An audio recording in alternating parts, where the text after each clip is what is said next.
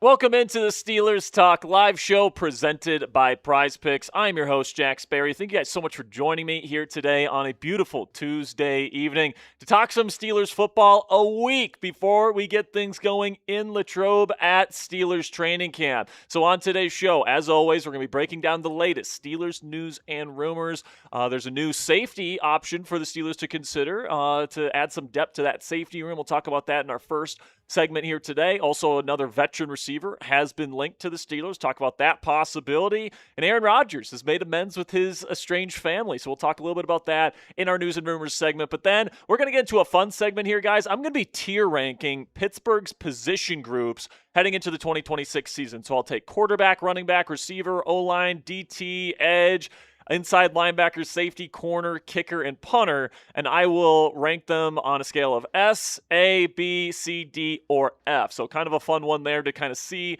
where the Steelers kind of rank and where they kind of stand in each of their position groups heading into the upcoming season. Then we'll get into a recent article from ESPN where they listed 6 Steelers players that are currently worth a first-round pick in a trade. I'm going to let you guys know my thoughts on that list coming up here in our third segment, and then our Madden simulated season will continue. Week 16 versus the Carolina Panthers. The Steelers unfortunately lost their lead of the AFC North after losing to the Baltimore Ravens in Week 15 last week. Now we're hoping that the Steelers can get back in the win column. So if you guys are here and you guys are a real one and you guys have made it to today's show, I want you to let me know down there in the comment section. First, click that thumbs up icon. Be a real one for me. Help get this stream out to as many Steelers fans as possible. And then once you do that, type those me's. I'm giving some shout outs right here, guys. We got Big Al. We got Bernard Nixon, of course, in the chat. Already putting in his super chat. We'll get to that here in a second. Ali the Reaper is here. We got Christopher Turner. We got my lovely wife, Cassie Sperry,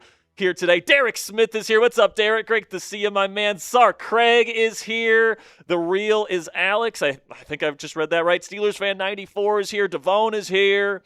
We've got Chuck Dugan, Gen 05. We got Sarah. We got Roman. We've got Kevin Reed, Brandon Daly. Matt is here. We've got Fluffy, of course. We got Chuck Dugan, Tristan White. We've got Robert Kirkpatrick here as always. We've got Damian Roy in the house. What's up, Damian? We got John Van Leeuwen. Christopher Carver's here. What's up, Chris? What's up, Chuck Dugan? Got Todd Hastings. JT Clover is here as always. We got a good crew of Steelers fans ready to talk some ball. And as always, guys, you can super chat to get your question or comment up on screen. We greatly appreciate your guys' super chat donations. But you know what we appreciate even more than super chats, guys? Venmo and PayPal donations, guys, because guess what? YouTube takes a 30% cut of every super chat that you guys send in. And then Apple takes another 10%. So if you don't want your donation dollars to go to Google and to Apple, instead you want your donation dollars to go to a small company like us here at Chat Sports, you guys can find me on Venmo at Jack-Berry, or you can find me at Captain Jackrabbit on PayPal. And then if you guys put in your question via Venmo or PayPal, your question actually gets answered first, okay? So you get to skip all the line of super chat questions to get your question answered first if you Venmo or PayPal. Now, today's donation menu, all right? It's the same one as we had last week. So any donation, any dollar amount, you get on screen. We talk about whatever Steelers topic you want. $10, we'll do a Here We Go Steelers chant. We'll get out the terrible towels here. $20, we've got the Steelers Talk gong. I'll put your name on the gong for $20 donation, and $50 will bang for you, and we'll add a tortilla slap. Me and Ponzi will be slapping some tortillas here today. And then $100 total on the show. So this doesn't have to be just one super chat. It can be a whole, a total. So you can put in, 425s or 250s, whatever. If you put in $100 total on the show, you guys can become a spare dog. And if you're a spare dog, guys, you get certain perks here at Steelers Talk. First of all, you get that spare dog golden sticker next to your Super Chats and when we put them up on screen. Also, you guys get a signed Steelers Talk channel hat, and you guys get one free raffle entry into every single raffle that we're going to be doing throughout the course of this season. Shout out to Nasty Nate for joining the Spare Dog ranks last time around. What's that? And Crowley. Shout out to Crowley and Nasty Nate for becoming Spare Dog's last show. And by the way, guys, throughout the rest of the month here, we will be doing a raffle at the end of this month that will involve all the new members of the Spare Dog Club. So if you guys join Spare Dog Club today and you guys put in $100 in donations, you guys will be entered into that raffle. And if you're sitting there and you're saying, Jack, I'm already a Spare Dog, I'm already a Black Diamond here at Steelers Talk, what's cool is that you can actually donate memberships to Spare Dog or to Black Diamond Club here at Steelers Talk. So if you guys want to donate a Spare Dog membership to somebody that you think is worthy in the chat, you guys can put in $100 in donations today and donate a membership. Now, I want to give a big shout out here to our Black Diamonds. These are the people that have put in $500 or more in donations on a singular show. This is the lifeblood of our community, and pretty much the big difference is they get a customized Super Chat sticker. So shout out to Sam Pugh, Elliptic 6, Kurgan Cold, Fernando Martin, Platinum 666, Hot Rod 24, Cassie Sperry, my mom Patty Gustafson, Paranormal in the Funhouse, DJ KJ, Steelers Dad, Damian Roy, Kevin Reed, Dylan Lewandowski, Nico, Ollie the Reaper, Kurt Crater, Derek Smith, Kurt is my God, Donna Elliott, Brian Hagan, Chuck Dugan, Czar Craig, Rob Locke, Fluffy Locke, and of course Gary Frank. So thank you guys so much for your guys' support. By the way, Black Diamonds get a shout out on every Steelers Talk live show. So if you guys want a future shout out, you guys can join Black Diamond Club. Now, before we get into all the Steelers Talk today and we get to your Super Chats, I want to tell you about our presenting sponsor here on Steelers Talk Live, which as always is Prize Picks, America's #1 sports picks app. Football season is nearly back, folks, and there isn't a better place to cash in on your football takes this season than with our friends at Prize Picks. The app is really easy to use. You just pick more than or less than on a few player stat projections and then lock in your lineup. And while you wait for football to finally get here, Prize Picks has a number of other sports to choose from, like baseball and more, to enhance your sports viewing experience this summer. You guys can take a look here at this season-long projection I have for the Pittsburgh Steelers. Well, just in the AFC North in general. I'm taking the more on passing touchdowns for Aaron Rodgers and sacks for Jalen Ramsey, as well as the more on rushing touchdowns for Lamar Jackson. This particular projection is a 6x multiplier, so you guys can win 6 times your money on your entry fee. So, for example, you just put in $10 in an entry fee, you get all 3 of these correct in what Prize Picks calls a power play, you guys walk away with 6 times your money. So $60 in winnings for just a $10 entry fee. And best of all, Prize Picks just switched their offer, guys. All you have to do is play your first $5 lineup with code HMA, and if you win that lineup, you get $150 in additional lineups. Because of this new offer, there's not a better time to join Prize Picks right before the start of football season. So lock in and win that first lineup and walk away with $150 in additional lineups. One more time, that's code HMA. And when you sign up at Prize Picks, and you get $150 in bonus lineups if you win your first $5 lineup. Click the link in the comments and description to download the app today. As always, play responsibly, and a big thank you to Prize Picks for sponsoring Steelers Talk Live. All right, we're going to start here with a $5 Venmo from James S. He says, Big AI here. Which current Steeler has the best chance to become the next face of the franchise after TJ Watt? Which current Steeler? Listen, man, honestly, I think the person with the best chance that's currently on the roster, I have to say Drew Aller. Yeah, it's not a bad answer. Like, if you want to go from purely defensive side of the ball, I could see, like, maybe, I don't know, if Joey Porter Jr. has aura, but, like, I don't know if, like, face of the franchise aura, cornerback. Maybe Nick Herbig. Maybe. But, like, it's going to be... He needs to take his jump, too. Because, like, guys, I understand TJ Watt's been having a little bit of down years. But TJ Watt at his prime was, like, the best. Like, you could argue all you want. They were 1A, 1B conversations with him and Myles Garrett. And, like, that's Myles Garrett. Yeah. So, like, I understand he's had some down years, but, like, TJ Watt was a dog. Nick Herbig is going to have to take another huge step forward to become that dog. Yeah, I agree. I think, if it's going to be, usually the face of the franchise, when you think of faces of the franchise, you think of quarterbacks, right? Which is where my mind went to. Now, obviously, with the Steelers not having, Ben Roethlisberger here for the last several years, that mantle shifted, I think, from Big Ben to TJ, because TJ pretty much held this team up for multiple years. I don't think Tomlin would have had as many non-losing seasons in a row if it wasn't for TJ Watt, because the offenses were so bad for multiple years, and TJ Watt for a number of years would almost by himself hold this entire team up with the forced fumble production, with the sack production. He would keep the team in games. And frankly, I mean, we want to talk about the Browns wasting Myles Garrett. The Steelers wasted TJ Watt's prime. They really did, because when they had the best defensive player in football, the most valuable defensive player in football at the time, TJ Watt, getting all these forced fumbles, all these sacks, what were the Steelers doing? They were too busy having shitty offenses that weren't good enough to support him. And then we have people like Mark Madden saying, oh, TJ Watt's not a great Steeler. He's never won in the playoffs. It's like, yeah, but you have to realize that there's only so much an edge rusher can do to impact the game in that regard, right? And, you have to be supported by an offense, right? And unfortunately for TJ, that really hasn't been the case throughout his entire Steelers tenure. Which is unfortunate, because now he's past the age of 30. He is slowing down a little bit. He's still a very good player, still a star-level player, might still be the best edge rusher on this team still. It's just he's not what he once was, and you wasted those years, unfortunately.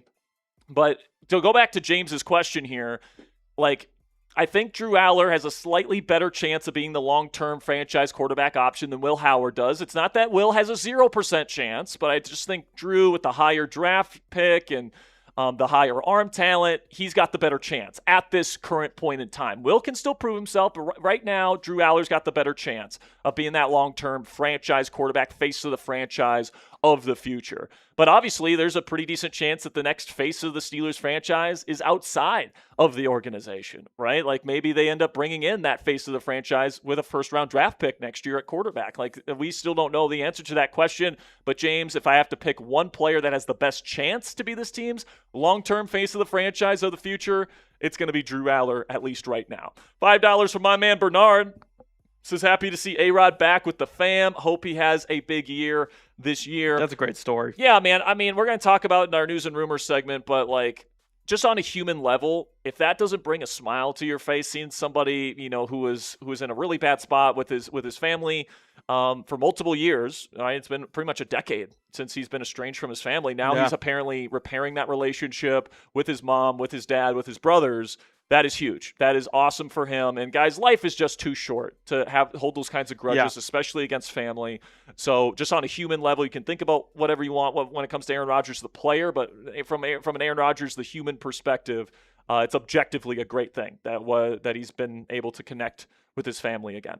$5 here from Mark Madden, or from Bernard Nixon. Oh my goodness, Mark Madden's on the show. Who said Mark Madden said he'd take Big Ben over A-Rod in a big game. Do you agree?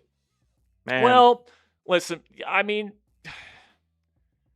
look, are we talking prime Big Ben and then prime Aaron Rodgers? Because that's a discussion. Right? I think that is the conversation here. Yeah, and I think that is. And, I think that's a fair take. I'll say that, okay? I don't think it's cut and dry which one you'd rather have. All right, they're both Super Bowl champions. Obviously, Ben has 2.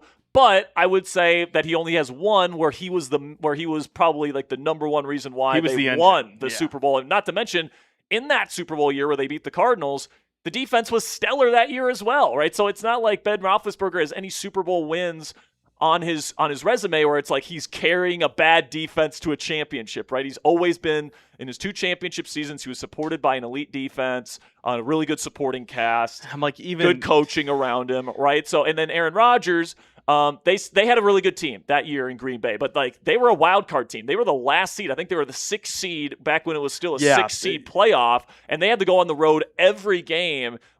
I think Aaron Rodgers' Super Bowl championship is more impressive than either of Ben's, but obviously Ben has the bigger number, right? So if Aaron Rodgers gets drafted into the Pittsburgh Steelers situation with the kind of supporting cast and the defenses that Ben had for a long time, I think Rodgers wins at least as many Super Bowls as Ben does. Maybe he even wins 1 or 2 more during the Killer B era. I think that's absolutely a possibility. But, obviously this is just a what-if conversation, Bernard. And obviously Ben Roethlisberger is a Steelers legend for life, right? But we are talking about probably a Mount Rushmore quarterback here in Aaron Rodgers. And situation matters. It just does. Aaron Rodgers only had one top 10 defense for a lot of his career, and he won the Super Bowl with that one top 10 defense. How many top 10 defenses did Big Ben have throughout his career? And a lot more than just one. Looking at the Super Bowl runs, and I hate to say this because I'm a Big Ben guy. I love Big Ben, what he did here for Pittsburgh. But those 2 Super Bowl runs, he didn't face in both of them? Aaron Rodgers? No. Who? Tom Brady. Yeah, true. They avoided the Patriots in both of those Super Bowl runs. Yeah, that's true. And the thing is that we're gonna lambast Aaron Rodgers' latter half of his playoff history, but those Packers teams weren't as good as people think. Especially the defenses. The exactly. defenses were just were and not. I think the thing is that if we're gonna lambast Rodgers' latter half of his playing playoff career, got to also talk about Big Ben's latter half. Mm-hmm. And not to say anything, but Big Ben didn't really play that well in the playoffs. He put up a lot. Talk about his later half, 2015 onward. Yeah. I think when he got older and by the time we made the postseason, he was just out of gas. Especially the 2016 AFC Championship, kind of laid up a dud.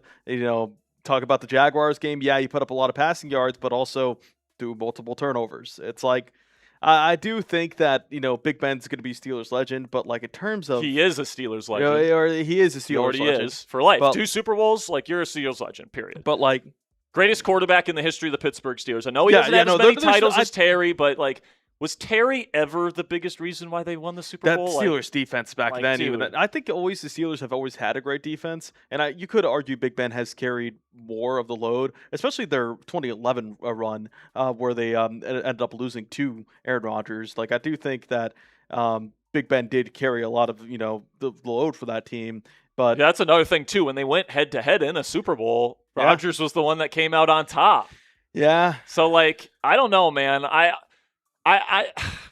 It's a tough. I think that you can say either one, Bernard. But I think if I had to pick one, I am picking Rodgers. I think I'm picking Prime Rodgers. The thing is that Prime Rodgers was considered one of the best 2-minute quarterbacks of all time. Yeah, exactly. And it's Ben was great in the 2-minute drill too, but prime Aaron Rodgers versus prime Big Ben. I have a big game. I got to win. And you have the same exact roster across the board.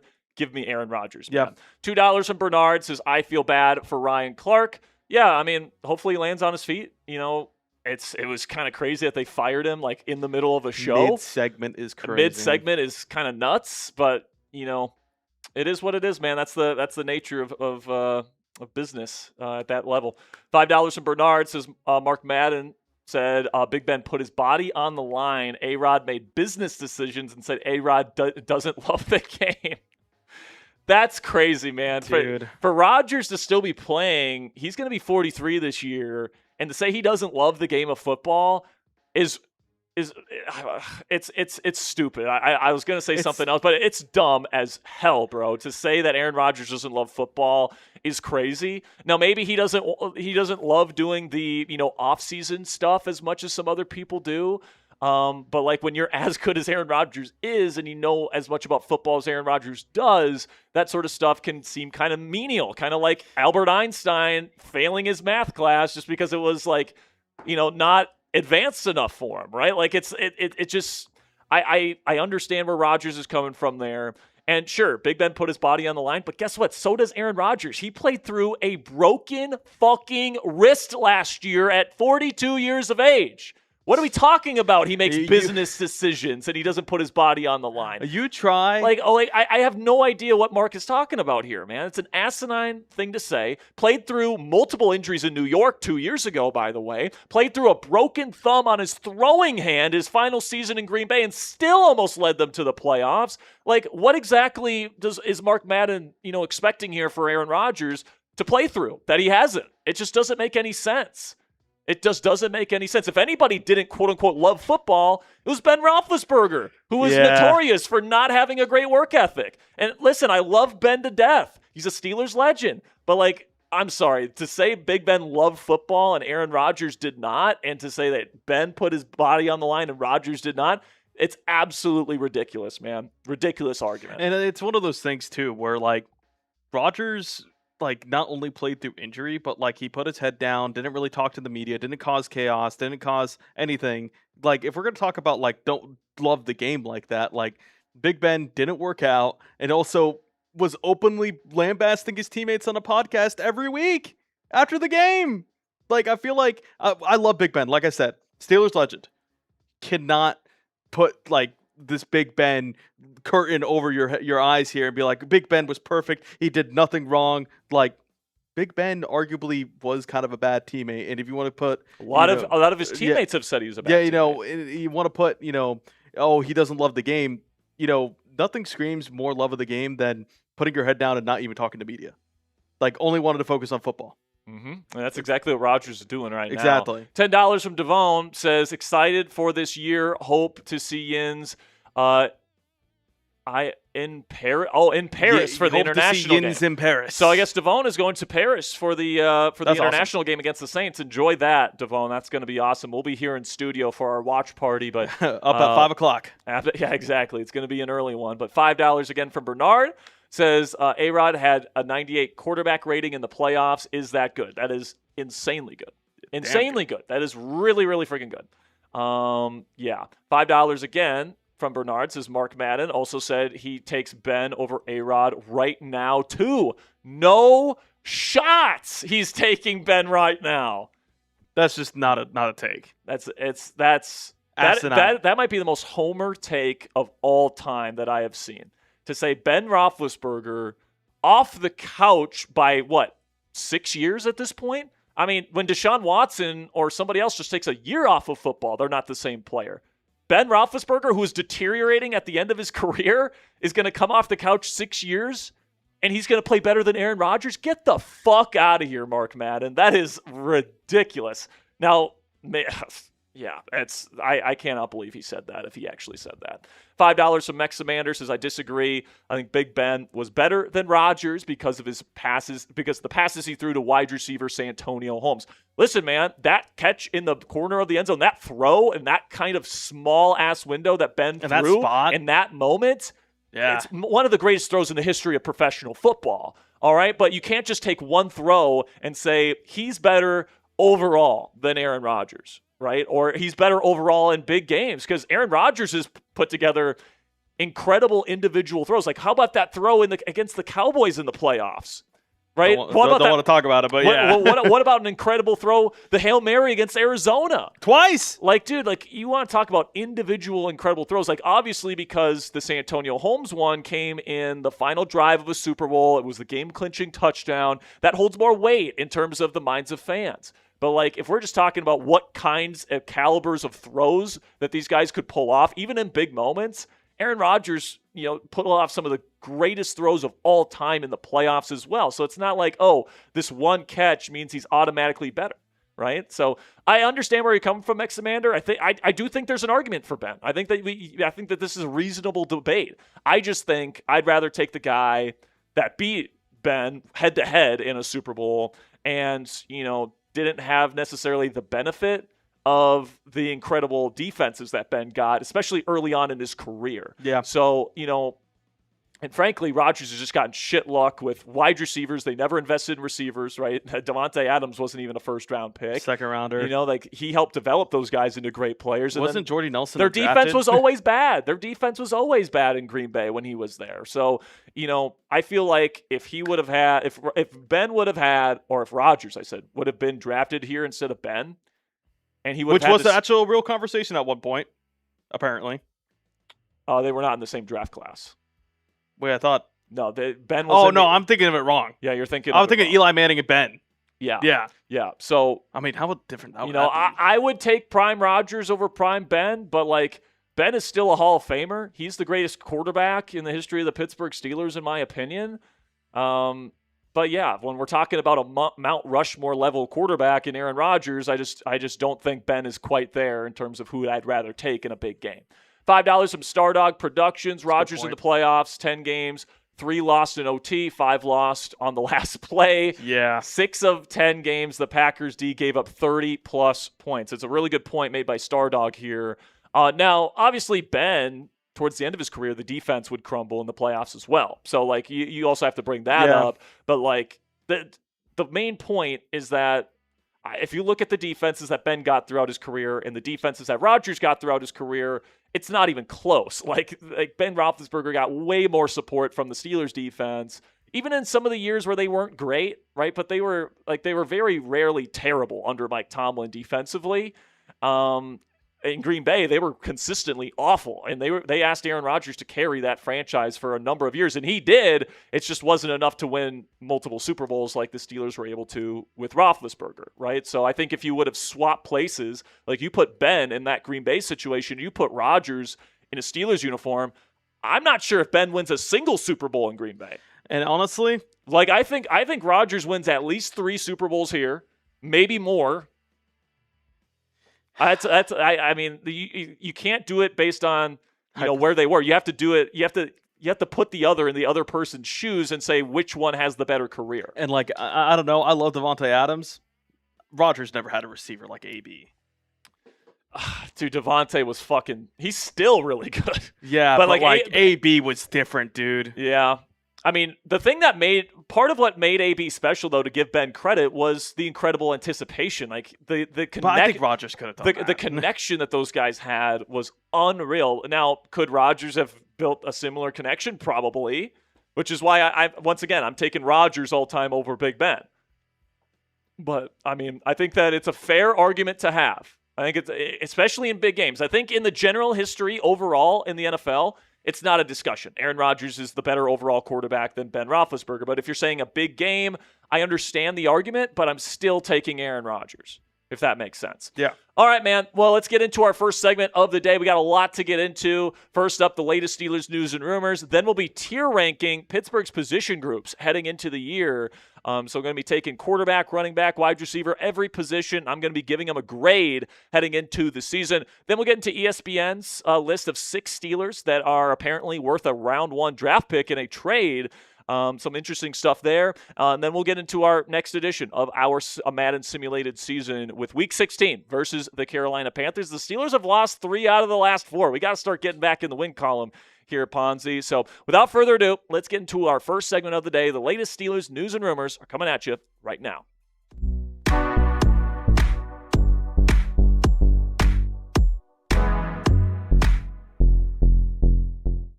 You are watching Steelers Talk by Chat Sports presented by Prize Picks. I'm your host, Jack Sperry. Download the Prize Picks app today, guys. And with this new deal that Prize Picks is doing right now, you guys can use code HMA when you play your first $5 lineup. And if you win that lineup, you guys get $150 in additional lineups. So download the Prize Picks app today. Now, on today's show, we got a lot to talk about here, Steelers fans. First up, we got a gift over the week here, over the last 48 hours. Going to be talking about a player that is now available for the Steelers to sign that I think would be a great fit here in Pittsburgh. Then, an all-pro wide receiver has been linked to Pittsburgh by Bleacher Report. Going to be breaking down that idea, and then make sure you guys stick around for some great news for Aaron Rodgers as we approach the start of the 2026 NFL season. So we'll start here with the gift that the Pittsburgh Steelers was given, which is safety, and Pittsburgh native, by the way, Jordan Whitehead. Mike Garafolo reported earlier this week, veteran safety Jordan Whitehead has been fully cleared to resume his football career post-neck injury by Alex Vaccaro, his surgeon, and the Eagles' spine specialist. Whitehead had recent workouts with the Colts and Texans and is expected to meet with more teams soon. So if you guys are unfamiliar with Jordan Whitehead, he is a 7-year NFL veteran, 29 years old, and he's actually a Pittsburgh native, and he was a Pitt Panther. So it's another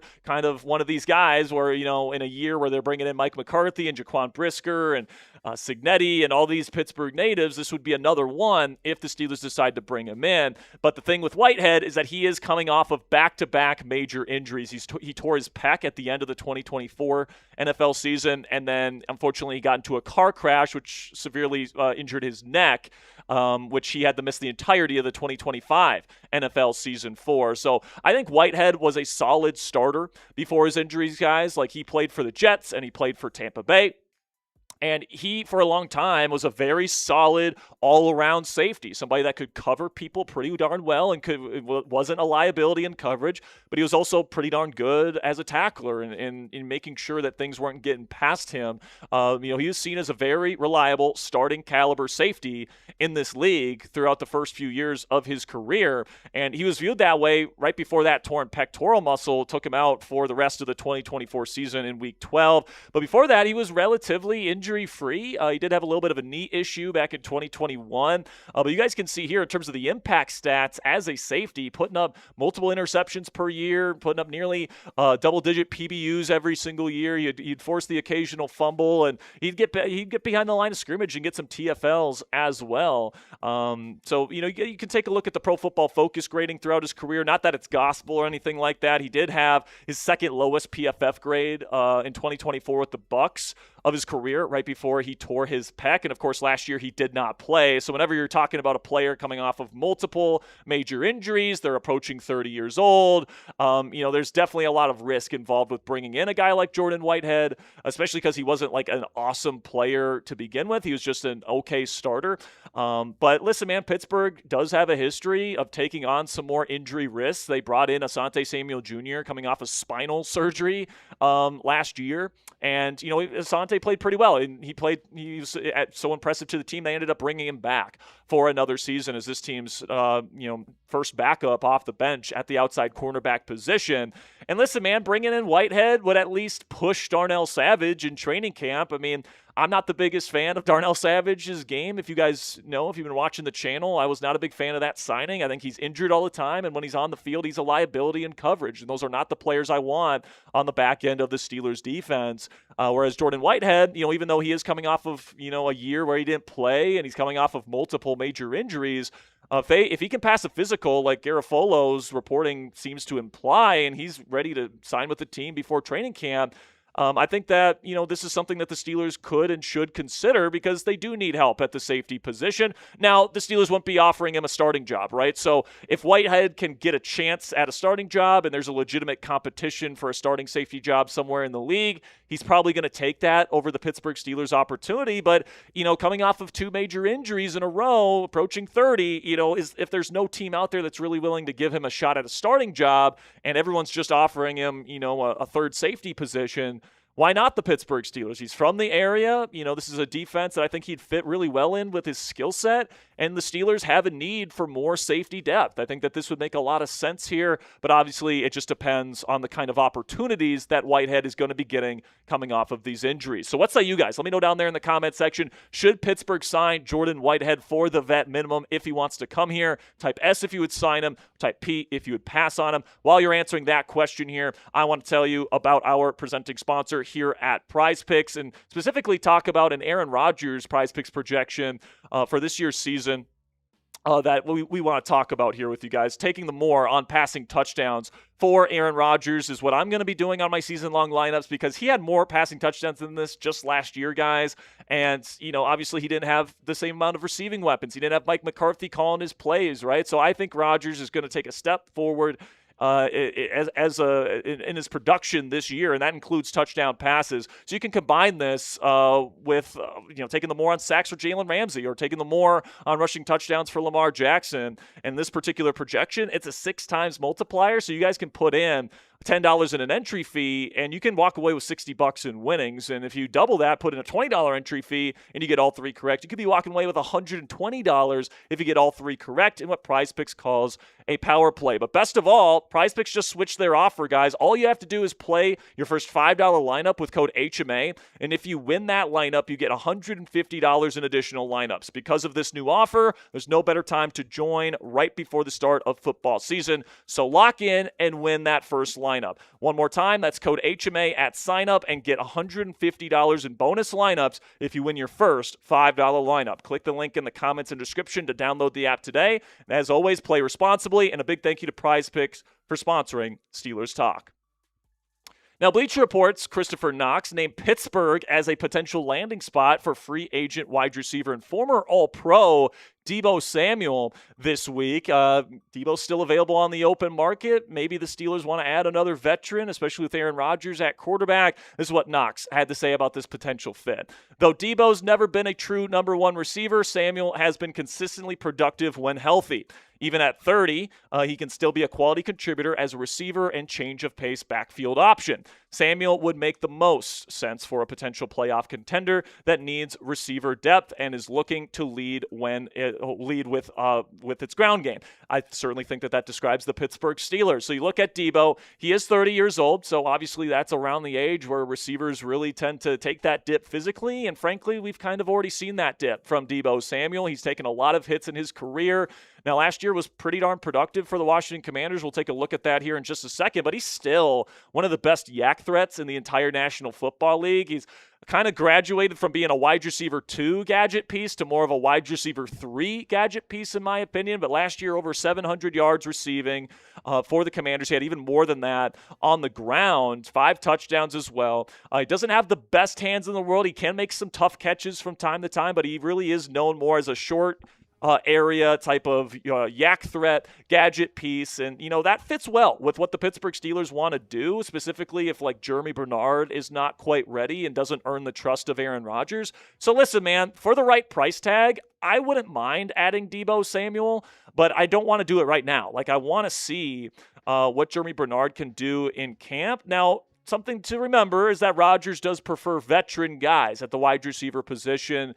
They've been around the block. They understand, how they're supposed to run routes and the timing of those routes, and you don't have to, deal with kind of those rookie mistakes that Rodgers doesn't like to have to deal with. So, if Germie Bernard comes out in camp and he's just not it, he's not developing that chemistry with Rodgers, it would not shock me if the Steelers end up making a play for Deebo Samuel at some point, because Deebo can play the quote-unquote Germie Bernard role as kind of that bigger slot receiver, yak threat. So if Germie's not ready, Deebo makes some sense if the Steelers want to fill that role with a veteran. But I do want to see how Bernard looks first. I don't want to just sign Deebo Samuel right now and say, sorry, Germie, you're going to be on the bench for your first year, when you could, potentially be a really good player for us, and we don't have to spend all that extra money on Deebo Samuel, because I don't think Deebo is just going to take a veteran minimum contract, right? I think he's going to at least want a little bit of a chunk of change, and if the Steelers are going to be dishing that out, I want to make abundantly sure that just Germie Bernard is not ready for the spotlight, which I don't think it is the case. I think Germie's going to be just fine for this team.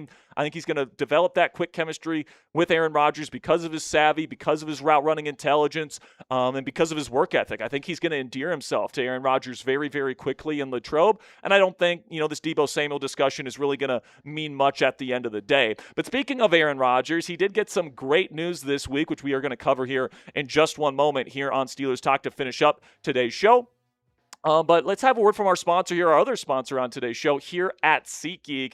The Steelers 2026 schedule is now set, and tickets for every single Steelers game this year is now available for purchase on the SeatGeek app. Use code CHAT10 to get 10% off your next set of tickets. When you go to the SeatGeek app and you go into the Pittsburgh Steelers page, you guys are going to see something that looks like this, where you guys can scroll to the game that you want to go see. You click into that game. It's going to give you a stadium view looking at all the best values that are currently in that stadium. So this is the look of the home opener and season opener versus the Atlanta Falcons. You guys can see there's a lot of green on that plot of Iheanachor Stadium. And then when you click into a specific ticket, you guys can get a view from your seat, so you know exactly what to expect when you arrive at the stadium. You get all the relevant information for you to make an informed choice on your next set of tickets. So whether it's a baseball game with the kids or an Ed Sheeran concert with the wife, SeatGeek has your back. Each ticket is rated on a value scale of 1 to 10, so you know you're getting a good deal. Look for the green dots. Green obviously means good value. Red means bad. And of course, I have a code for you guys to get an even better deal. Use code CHAT10 for 10% off your next set of tickets on SeatGeek. One more time, that's 10% off any tickets with promo code CHAT10. Make sure you click the link in the description to download the app and have the code automatically added to your account so you can use it later on. And a big thank you to SeatGeek for sponsoring today's edition of Steelers Talk. Now, in some good news here to finish up today's show, quarterback Aaron Rodgers has reunited with his estranged family. He and his family have been butting heads and really haven't been talking to each other for a long time, probably close to a decade at this point. And he posted pictures with his mom and his dad and his brother and his kids. And, you know, to see this, it just really warms your heart as a human being, because you can have whatever take that you have about Aaron Rodgers, the football player, and all that's well and good. But life's too short to hold a grudge against, especially family, unless they've done something like really, really bad. But, you know, I think that this is something that, you know, Rodgers and the Rodgers family said this is something that we can work through, and they made a commitment to doing that. And I think that that should be commended and celebrated. And I just think that this is, you know, something that's really bringing a lot of joy to Aaron Rodgers' life right before his final NFL season. So just on a human level, I just wanted to share that story because that's absolutely fantastic for the Rodgers family. And that'll be it for today's edition of Steelers News and Rumors. If you guys want daily Steelers News and Rumors analysis, just like we provided for you guys today, that's what we're all about here on Steelers Talk. We provide news and rumors analysis every single day on this channel for free on the Pittsburgh Steelers. So if you don't want to miss anything that the Pittsburgh Steelers are being linked to or any news items that happen throughout the year, make sure you guys click that subscribe button and watch our daily show. All right, first segment in the books. Coming up next, we're going to be tier ranking Pittsburgh's position groups heading into the 2026 season. I think we have some super chats. Or do we not have any super chats? No super chats. All right. So we're going to get into the tier rankings video here as soon as we can. This is a really fun one, man, because we're taking a look at every single position group on the Pittsburgh Steelers roster, and I am giving them a grade somewhere between S tier, A tier, B tier, C tier, D tier, or F tier. Just to kind of let you guys know how I feel about the general position groups for the Pittsburgh Steelers heading into the season. If you guys do want to donate to the show, you want to get on screen here. Any donation, you get on screen. We talk about any Steelers topic that you want. $10, we'll wave around the Here We Go Steelers towels here, terrible towels. And $20, we'll put your name on the Steelers Talk gong. $50, we will bang for you, and we'll do a tortilla slap when we get closer to the Madden stream. And then $100 total on the show. You guys can become a Spare Dog, where you get that Spare Dog sticker, you get a signed Steelers Talk hat, and you get entered into all of our raffles. And if you guys want your question to skip the Super Chat question line, you guys can send in a donation via Venmo or PayPal. You can find me at Jack-Sperry on Venmo or at Captain Jackrabbit on PayPal. Greatly appreciate your guys' support in that regard. And we're going to get into our next video as soon as Ponzi has the graphics ready for us.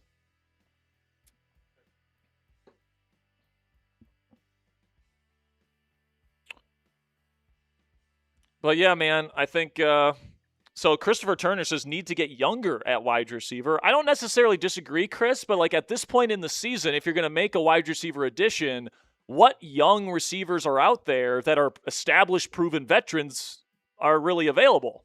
There's just not a whole lot, right? Like unless you make a trade, but honestly, there's not a lot of teams looking to trade players at this point. Like if you're going to be adding a receiver for this season, it's going to be probably on a one-year deal for a veteran, right? And you're kind of hoping that Germie Bernard and maybe Roman Wilson and DK Metcalf, who's still relatively young, are like the future at this wide receiver position. And Michael Pittman Jr. is under contract for multiple years. So I think the Steelers feel very secure with the future of their wide receiver room, because right now they've got DK, Michael Pittman Jr., and Germie Bernard under contract for the next 3 seasons at least. So they feel pretty darn good with what their wide receiver trio at least looks like at this point. Ladome says, hey, Jack, would you trade Alex Highsmith if it means we can clear up cap room for Diggs? No, I would not. Listen, man, we're not a Stephon Diggs away from winning a Super Bowl necessarily. I think Alex Highsmith can help this team win a Super Bowl more than Stephon Diggs can. Okay, like the wide receiver room is already fine as long as, you know, the guys stay healthy, which I know might be asking a bit. Injuries happen in this league, but as long as the Steelers receiving core stays relatively healthy this year, it should be good enough, right? And what have we been saying on this channel for multiple weeks? If the Steelers are going to win the Super Bowl, they have to have an elite defense, all right? Not just a good defense, not just, you know, an okay defense. they have to be like a top 3 defense in the league at least, maybe even the best defense, if they want any shot in January to go on a run. And I think the best chance that you have of that is you have the nastiest edge rusher trio in the league. And if you get rid of Alex Highsmith, all of a sudden you're one injury away from being in a pretty tough spot at edge when it's like that's got to be the lifeblood of this team, man. So I don't think Stephon Diggs and what he would bring to the table is worth as much as Alex Highsmith. So no, I'm not trading Alex Highsmith to make room for Stephon Diggs. That's just my personal opinion. I just think this defense has to be great if this team's going to win a Super Bowl. So yeah. Okay. Sounds good. All right. Yep. All right.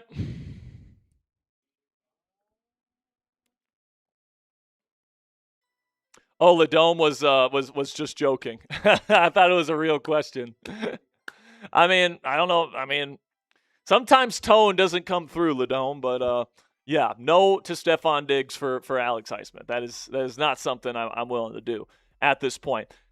I mean, don't trade Alex Highsmith until either A, this season's over at the trade deadline and you can get something for him, or B, wait till next offseason where you can still get something for him and you still get a full another season of Alex Highsmith. Like, it just doesn't make sense to trade Alex Highsmith at this juncture unless you just really want the cap space, which it's like fair enough, but I think there's other avenues that you can go down without giving up, the greatest strength of this team, in my opinion, which is its edge rusher room. I don't want to give that up. So, all right. Without further ado, we've got Ponzi ready with the graphics. So I was going to say it again. Cassie's probably at home laughing at me, but let's get into our next video.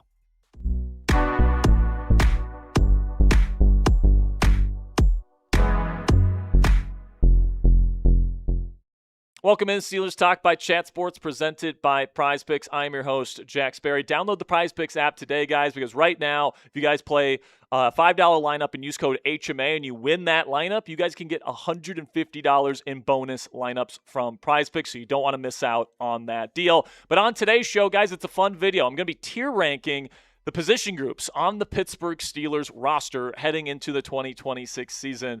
We've already done a lot of videos breaking down kind of the offense and defense as a collective and individual position groups. But today I'm actually going to put a grade next to each position group, everything from S tier to F tier. Going to be a fun video for you guys. So make sure you guys click that thumbs up icon if you haven't already. It really does help out the show. If you guys think the Pittsburgh Steelers roster got better this offseason like we do here at Steelers Talk, make sure you click that thumbs up icon and help out the channel. All right, man. So before we get into the actual tier rankings, let's talk about the tier rank. So that starts with S tier, which I think stands for star, which is like the pinnacle or quote-unquote God tier. It's essentially elite, right? You got to be an elite kind of group to be an S tier, one of the best, if not the best in football. Then an A tier group is excellent, definitely in the top 10, probably in the top 8, definitely, probably in the top quarter of the league. If you're a B tier group, probably maybe around league average or probably a little bit above league average. C tier is just straight up average, probably middle of the pack, maybe slightly below average. D tier, you got serious issues. It's a weak group that has some flaws. And then F tier is just straight up failing. It's not a good group at all. One of the worst in the league. So just so everyone understands how I'm approaching each tier here, let's start with the quarterback situation here in Pittsburgh, of course, helmed by QB1 Aaron Rodgers. I am going to put this one in C tier heading into the year, okay? And listen, C tier is not necessarily a terrible thing because there's a lot of superstar level quarterbacks in this league that are in that S, A, and B tier. And I think, right now at best, Aaron Rodgers is like a tier 3 starting quarterback in this league, which is still a pretty darn good player. Like, there's a lot of good quarterbacks in this league, and there's frankly a lot of quarterbacks that exist in that quote-unquote tier 3 of guys that can get the job done if you surround them with a really great supporting cast, good receivers, strong run game, a good play caller, good defense to support them. They can put up good production, and they can be a very valuable player for your team, but they probably don't have enough in terms of how to structure playmaking, in terms of pocket presence or whatever the case may be, to carry a subpar roster, right? So if they're placed in a not so great situation, it's not like they're going to be carrying that group to a playoff run or to a Super Bowl championship. There's honestly just very few quarterbacks that consistently can elevate a poorly constructed roster in this league. But in the reality of the situation is, guys, Rodgers does have his limits as a player right now. He just doesn't move the same way that he used to. And out-of-structure playmaking used to be a big part of Aaron Rodgers' game, and that's no longer a part of what he brings to the table. He's still a really good in-structure playmaker. He gets the ball out quickly. He's adjusted his game to the new reality that he's living with as an NFL quarterback, and he's still a very functional NFL starter. I don't want anybody out there to think, oh, I put him in C tier, therefore he sucks. No, C is average, right? And I think Aaron Rodgers is a very average-level NFL starting quarterback because he has very defined weaknesses that probably prevent him from carrying a subpar roster. He wasn't able to carry a subpar roster offensively here in Pittsburgh last year to like a top 10 level or whatever is the metric that we're looking at there.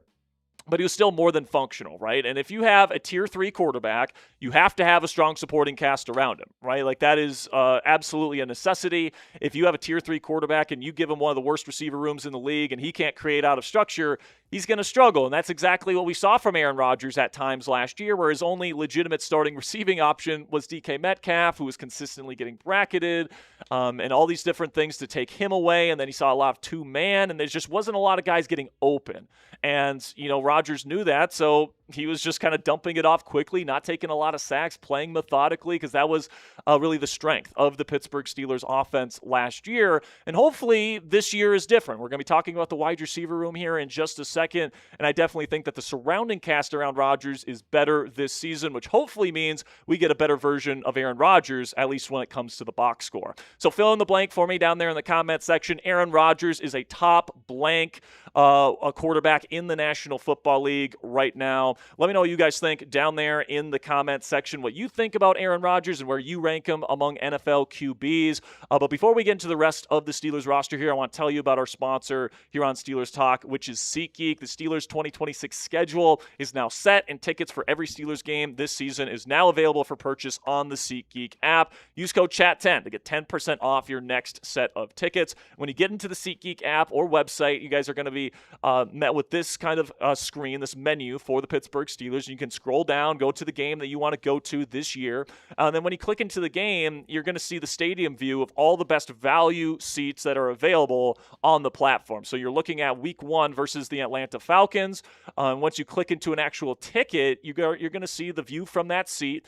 So there's no surprises when you actually get to the stadium, and then you get all the relevant information so you can make an educated decision for you and your family on your next set of tickets. Whether it's a baseball game at beautiful PNC Park with the kids this summer, or an Ed Sheeran concert with the wife, or a Steelers game this fall, SeatGeek has your back. Each ticket is rated on a value scale of 1 to 10, so you know you're getting a good deal every single time. Look for the green dots when using their app. Green obviously means good. Red obviously means bad. And of course, I have a code for you guys to get an even better deal. Use code CHAT10 for 10% off your next set of tickets with SeatGeek. One more time, that's 10% off any tickets with promo code CHAT10. Make sure you click the link in the description to download the app and have the code automatically added to your account so you can use it later on.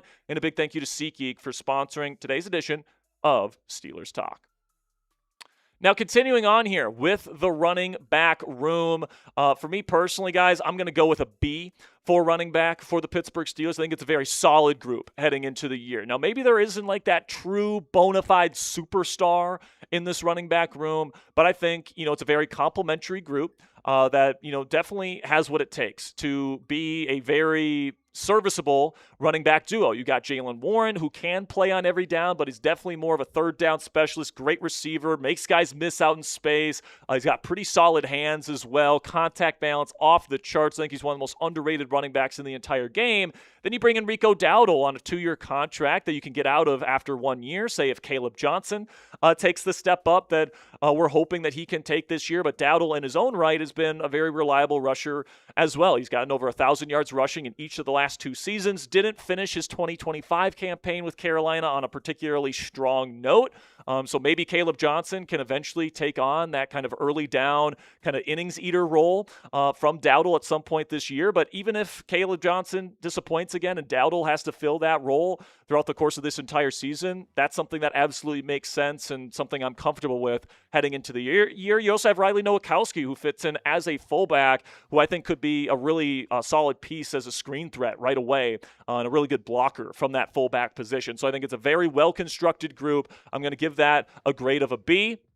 Then we continue on here with our wide receiver room. And for me, this is another B group, where I think that, once again, it's very well constructed, but maybe you are missing that true alpha in the room, the true number one guy that can command double teams and still put up over 1,200 yards in a season. I think DK Metcalf's more of a 1B as opposed to a true 1A, but that's okay if you have a really good rotation around him. I think that's what the Steelers have. Michael Pittman Jr. is a very smart, savvy, tough hands catcher and chain mover as your wide receiver too. That's going to work really well with Aaron Rodgers and is super complementary to DK Metcalf and his skill set. Then you get Roman Wilson as kind of a undersized kind of field stretcher from the slot. He ran in the 4.3s. And then Germie Bernard's going to be your bigger body slot guy that can go in the backfield. He's very versatile. He's great after the catch. And I just think that that group of four receivers is fantastic in terms of the complementary skill sets. Obviously, Germie and Roman as younger guys need to prove it this year, but I like the complementary skill sets. And if you guys want more of an in-depth look at the wide receiver room, we actually put out a video breaking down why the additions made to this wide receiver room could absolutely transform the Pittsburgh Steelers offense. I'll put the chip to that one in the top right if you want to check out that video. Then we continue on here with the offense for the Pittsburgh Steelers with the tight end room. This is going to be my first A of the video. I love this tight end room, and I think that this is going to be a real highlight of the Pittsburgh Steelers offense, not only this year, but moving forward, because you just locked up Darnell Washington to a multi-year extension. You have Pat Freiermuth already in here locked up for multiple years, and I think Freiermuth has just been such a victim of the Matt Canadas of the world and even the Arthur Smiths of the world not playing him as much as he should have played last year. And I think this year with Mike McCarthy coming in, whose offense really takes a focus on really good, solid, possession-type receiving tight ends like Pat Freiermuth. Dalton Schultz put up big numbers in this offense, and I think Freiermuth is about to have himself a career year here in Pittsburgh, and Darnell is one of the best blocking tight ends in the league. So I don't think there's a lot of tight end duos that are better than Pat Freiermuth and Darnell Washington. I think we're going to see a lot of 12 personnel on early downs for the Steelers again this year, and I think it's one of the better tight end rooms in the game. Then we continue on here with the offensive line. And going into the season, I'm going to put them at the C level grade here because there's just so many question marks. And I think that the potential is there for this to be higher than a C-graded group. But right now, you do have question marks with Fautano and McCormick moving over from the right side to the left. You got Dylan Cook moving from the left side to the right. You got three big question marks at right guard. Is Anderson, Dunker, or Hoffman going to be able to step in and be a good piece at that spot this season? Will Max Iheanachor take over Dylan Cook's spot? I think that, there's a lot of question marks when it comes to the offensive line heading into this season. There's a lot of talent here. There's a lot of investment in the NFL draft with high draft picks in this group.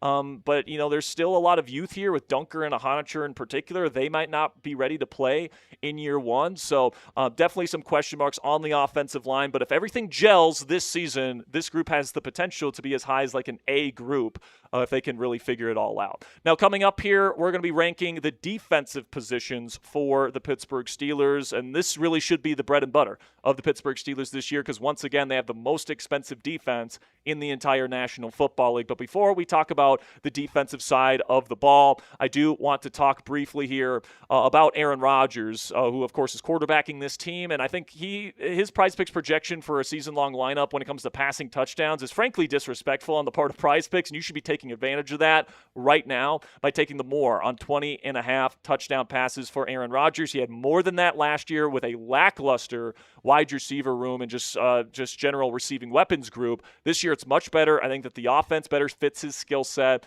And I think he's easily going to clear that 20.5 passing touchdowns number. You can include it in a season-long lineup with something like sacks for Jalen Ramsey. That's another good one because Ramsey's probably definitely going to be getting more than a quarter sack this season if he stays healthy.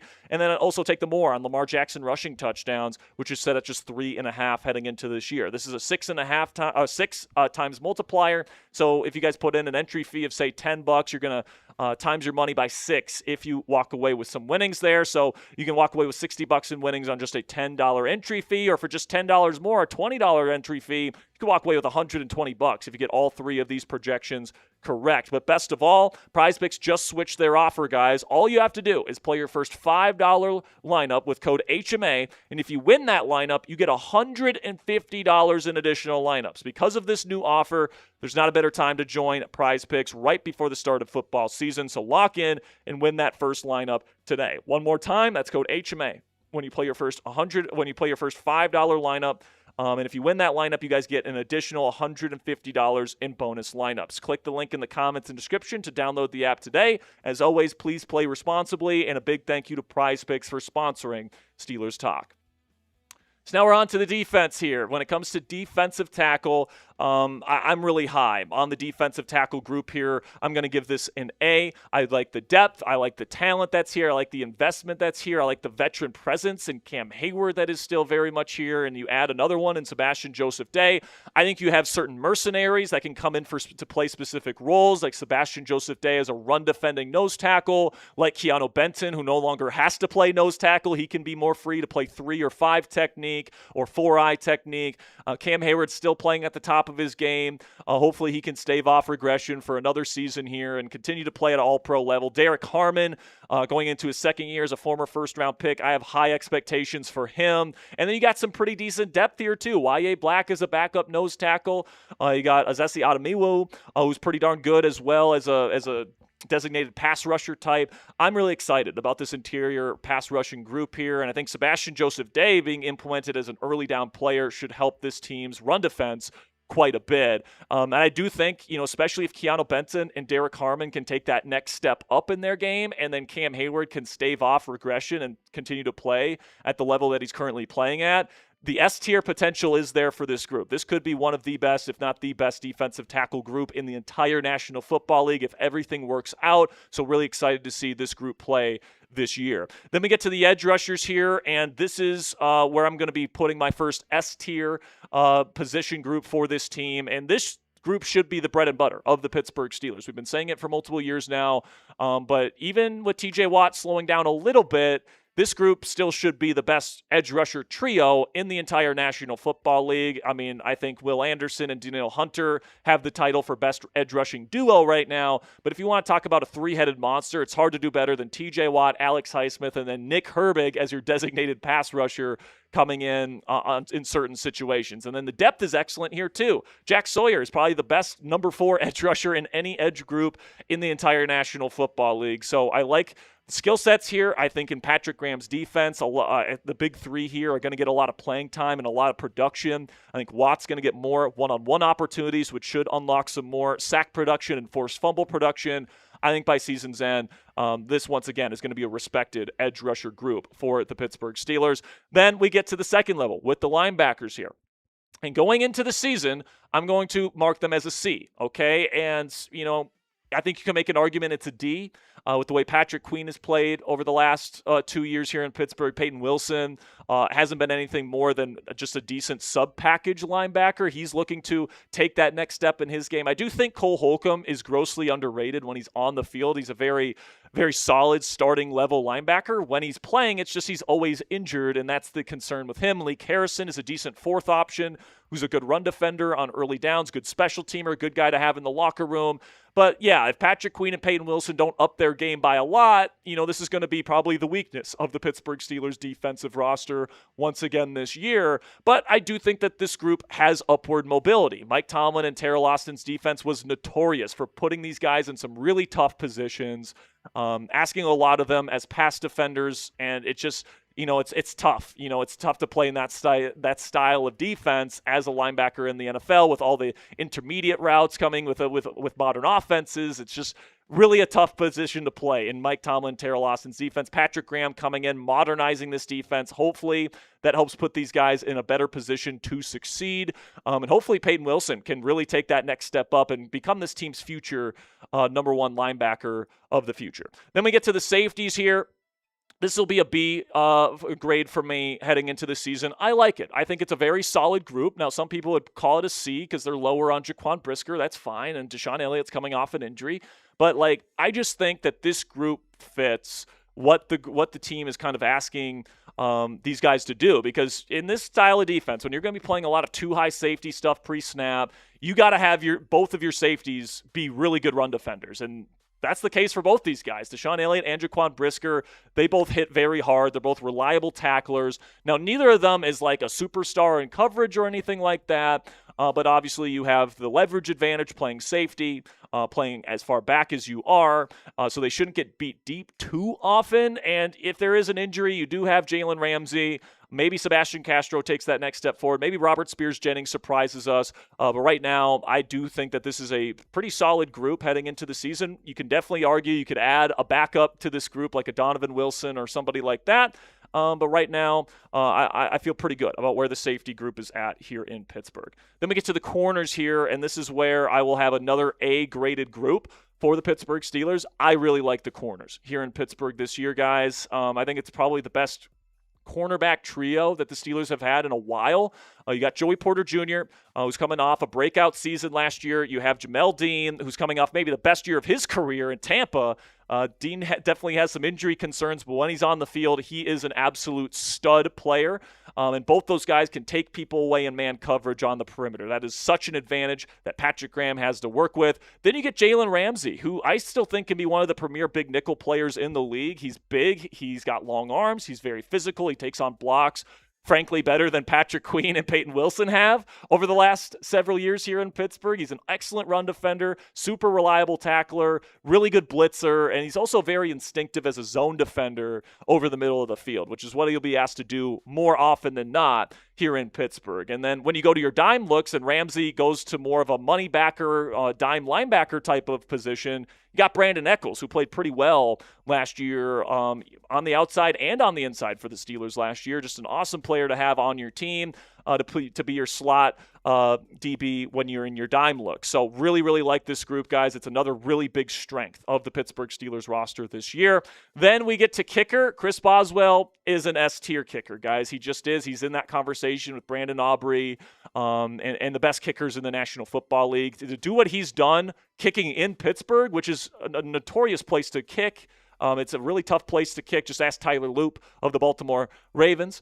And Boz has been doing it for years at his level, which is just incredible. So he gets the S tier. Great for me. Then with punter, this is going to be my 1 D tier pick here. Now, Cameron Johnston has been a really good punter throughout his career, but he's been cut by 3 different teams over the last year, guys. So obviously there's something there where it's like maybe he's not the best punter in the world anymore. He's had injuries. And, the Steelers actually have brought in some punter competition for camp. So we'll see if Cameron Johnston loses another punter competition here in Pittsburgh. I think Johnston probably ends up this team's starting punter this year. And hopefully he has a bounce back season. So listen, man, when you take all of that into account, we've got a few position groups in the S tier, one of the best, if not the best in the league. You've got multiple positions specifically on defense that are in the A tier, which is excellent. And then you got quite a bit in the B, and then there's a few that are in the C, but even the ones in the C, offensive line, linebacker, like there's reasons to be optimistic about those groups. So I think that this is the best and most well-balanced Steelers roster that we've had since the 2020 season. And, if we get a good combination of veterans staving off physical regression, like Cam Hayward, TJ Watt, Jalen Ramsey, etc., Aaron Rodgers, and we get we combo that with younger players like Keanu Benton, Derek Harmon, Peyton Wilson, these guys taking the next step in their journeys as NFL players. We could be looking at a really well-rounded Steelers roster this year, guys, that can really make some noise come January and can put this team in the best position to maybe threaten for a Super Bowl championship in the last several years. So true or false, finish up today's show by answering this question. The Steelers will be title contenders this season. Predict it for me down there in the comment section. Type T if you think that statement will become true. Type F if you think that statement will be false. And make sure you guys click that subscribe button, because when we get going in Latrobe here in just a few short days, we're going to be getting you guys training camp coverage every single day. I will be in Latrobe personally for the first week of practices. But then even when I come back to the studio for the rest of training camp, we will have daily coverage of everything that went down in practice for that day. So if you don't want to miss anything that happens in Latrobe and Steelers training camp this year, this is the place to get your daily updates. Make sure you guys click that subscribe button and join the Steelers Talk family today. All right. So that was fun, Ponzi. If we want to take a look, actually, of the Yeah, if we want to take a look at the tier list, the final one that I put together, do you disagree with any of those? Looking back on the list, I probably would have moved safety to C. Yeah, I was thinking that too, just because of the fact that because it's the depth, right? And the thing is, we had to account for injuries, and Deshaun Elliott and Jaquan Brisker are notably injured a lot. So Elliott's coming off an injury. I don't know if he's had a slew of injuries. Jaquan Brisker, yeah. But Jaquan Brisker does have a history of concussions. And if he gets another concussion, he might not just be out for a few weeks. He might be done playing football forever. Yeah. He's had that many concussions. So to have that safety blanket as that first line of defense at safety is really important. And the Steelers don't have that right now. Or at least I don't think they do. They do have Darnell Savage. Maybe he impresses in camp now that he's healthy. But he's been rough the last several years. Bad. He's always injured. You want to talk about guys that are always injured. Even if we get a safety injury, we can't trust Darnell Savage to stay on the field, right? And then after that, you're relying on Sebastian Castro, who I like and I'm rooting for. Very smart player, but he's physically limited. And then you get Robert Spears-Jennings, who's the exact opposite. He's out of position all the time. All these different things. He's a hard hitter, but he's terrible in coverage. Really good athlete.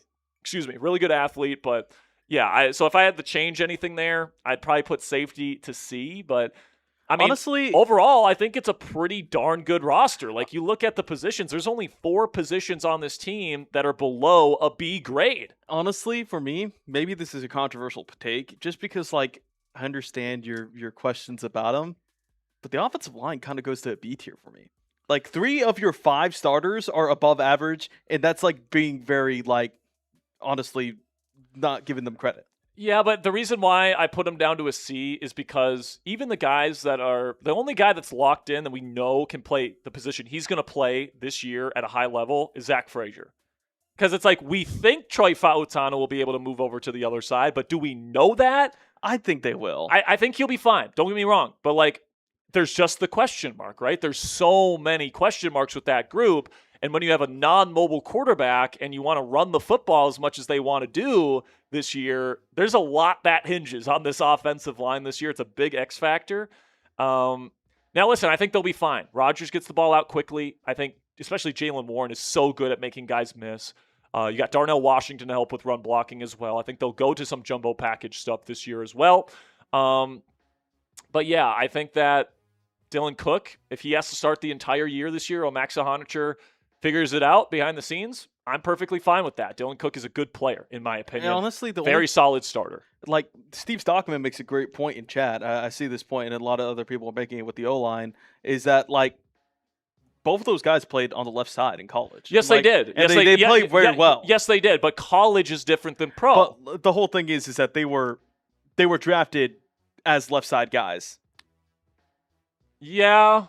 And so, Troy got drafted, and they told him you're playing right. But that's what I'm saying. But McCormick, they came into the league as left side guys, which is why, by the way, guys, I feel good about Fautanu and McCormick. I do. It just doesn't take away the question mark, right? It's not a 100% certainty that they're going to be just as good, if not better, switching sides again, because I know that they have some experience doing it, but once you're used to a certain side, it can take a little bit to get back into the flow of things. And honestly, I feel good about it. But then even then, you have a big question mark at right guard. None of those guys have been established. You hope that one of them can at least be serviceable for this season. Hopefully Dunker is the guy that emerges. I hope Dunker is the one that plays, but yeah, I just think that right side is a question mark. I think Fautanu and McCormick will be fine. I think it'll be around a middle-of-the-pack group this year, and there's potential for it to be better than that. I think the floor is set at C. I think where I differ on this is that, I feel like those guys have been a lot more established than anyone in the safety room, in my opinion. Well, disagree. Deshaun Elliott? I think, I'm saying, in the depth. I'm talking about in the depth. Well, because I feel not relying on your backup left tackle to play though. Well, no, what I'm saying is that I feel like even then, if I have more question marks about Brisker and Elliott in terms of, Elliott, yeah, he's been really good when he's been playing, and obviously the injury last year, and then Brisker obviously has those injuries as well. But like, if we're going to be playing the hypothetical game with that, I feel like I have less questions with like, okay, like Brock Hoffman, he's been fine. Like, Jennings Dunker, I think could play pretty well. Pretty well. Spencer Anderson, replacement level player. Like, I have less questions about that. They're all replacement level guys right now. But like, I feel like that means that's my concern. Is more so of like they're a B tier for me, just because I think Joey Fontanu, Mason McCoy, and Zach Frazier are all above average, and like I feel like, the question mark of them going from the right to the left side. I feel like it's obviously, like, honestly, a very different conversation with them moving to the left side as opposed to someone who's never played it before. Mm-hmm. Like, even in college, like a Max Iheanachor. Like, I think, that is definitely a different move just because, you have to relearn that or like you have to completely, scrap your base, relearn your footwork. But I feel like if you're going back from, oh, hey, I had to learn right side, but I was playing left side my entire career, basically, in terms of until the NFL level, I feel like that's just a lot easier of a move than a lot of people would think, just because, Troy Fontanu was doing this for, 4 years? He was a 4-year starter. Yeah. And listen, man, if you wanted to make the case, switch safety with exactly. O-line, like, I think that's fine. Like, I think that there's an argument to be made there, and frankly, I might even agree with you, right? Like, I put this list together today, and, after thinking about it a little, maybe I would switch safety and offensive line. But, like, I do think that there's some questions involved with offensive line, and, like, for it to be a good, like, legit, like, B-tier group, like, I think their floor has to be an above-average group, and I don't think that's where their floor is. I think their floor, that's fair enough. I think their floor is an average group. Like, I think their ceiling, like, if everything goes right for this O-line, that could be an A-tiered group this year. I think 3 years down the line, I think there's a good chance this is an A-tiered group. Like, they got a lot of young talent here, but it's also a lot of inexperience there, right? So I'm just being conservative with these. But with me being conservative with these, and we have 0 F grades, we only have 1 D grade, and it's our fucking punter. Everything else is S, A, B, or C. That's a pretty well-constructed roster.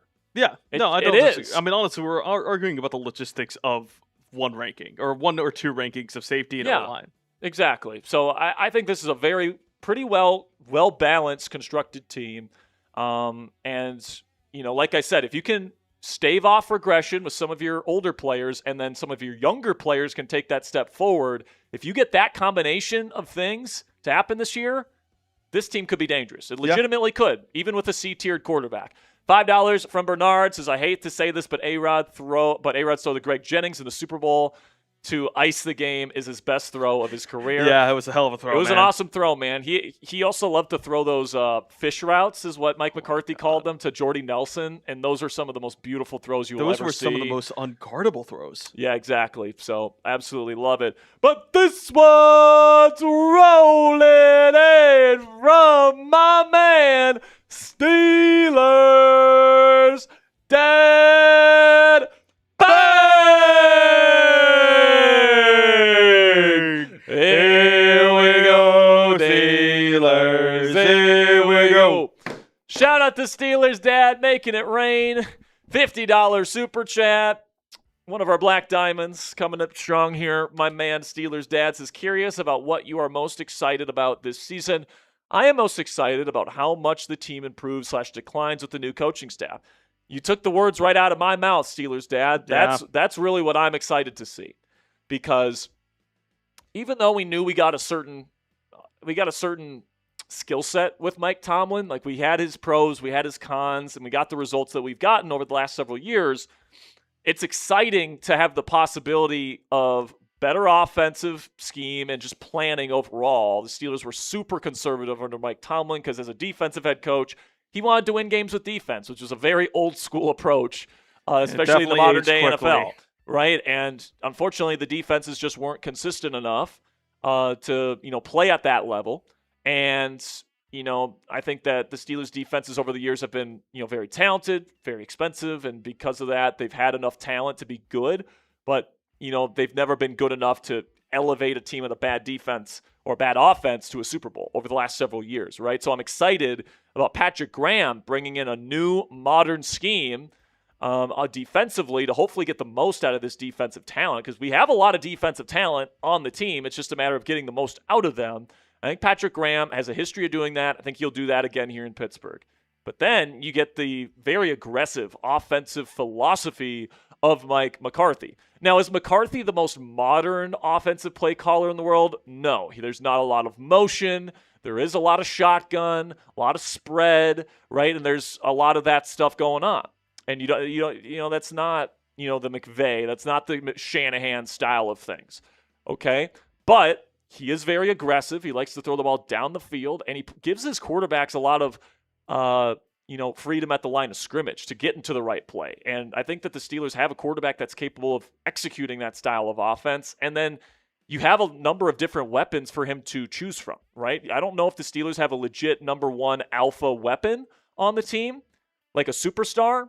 But I think DK is a 1B. Then you got Pittman, who's a legit 2. Then I think Germie's going to be, maybe a low-end 2, high-end 3, right out of the box. And then hopefully Roman Wilson can be like maybe a James Washington deep threat. That's like a fourth option that you bring in for some deep shots. Like, I think that's a very reasonable expectation for this wide receiver room, and Aaron Rodgers can work with that. With his intelligence, he can work with a receiver room like that. And I really do have a question. Maybe so. Pigging back off your idea of the offense of Mike McCarthy being a little outdated, do you think Brian Angelico will help out with the motion rate? Because the Vikings were one of the top motion teams in all of the NFL.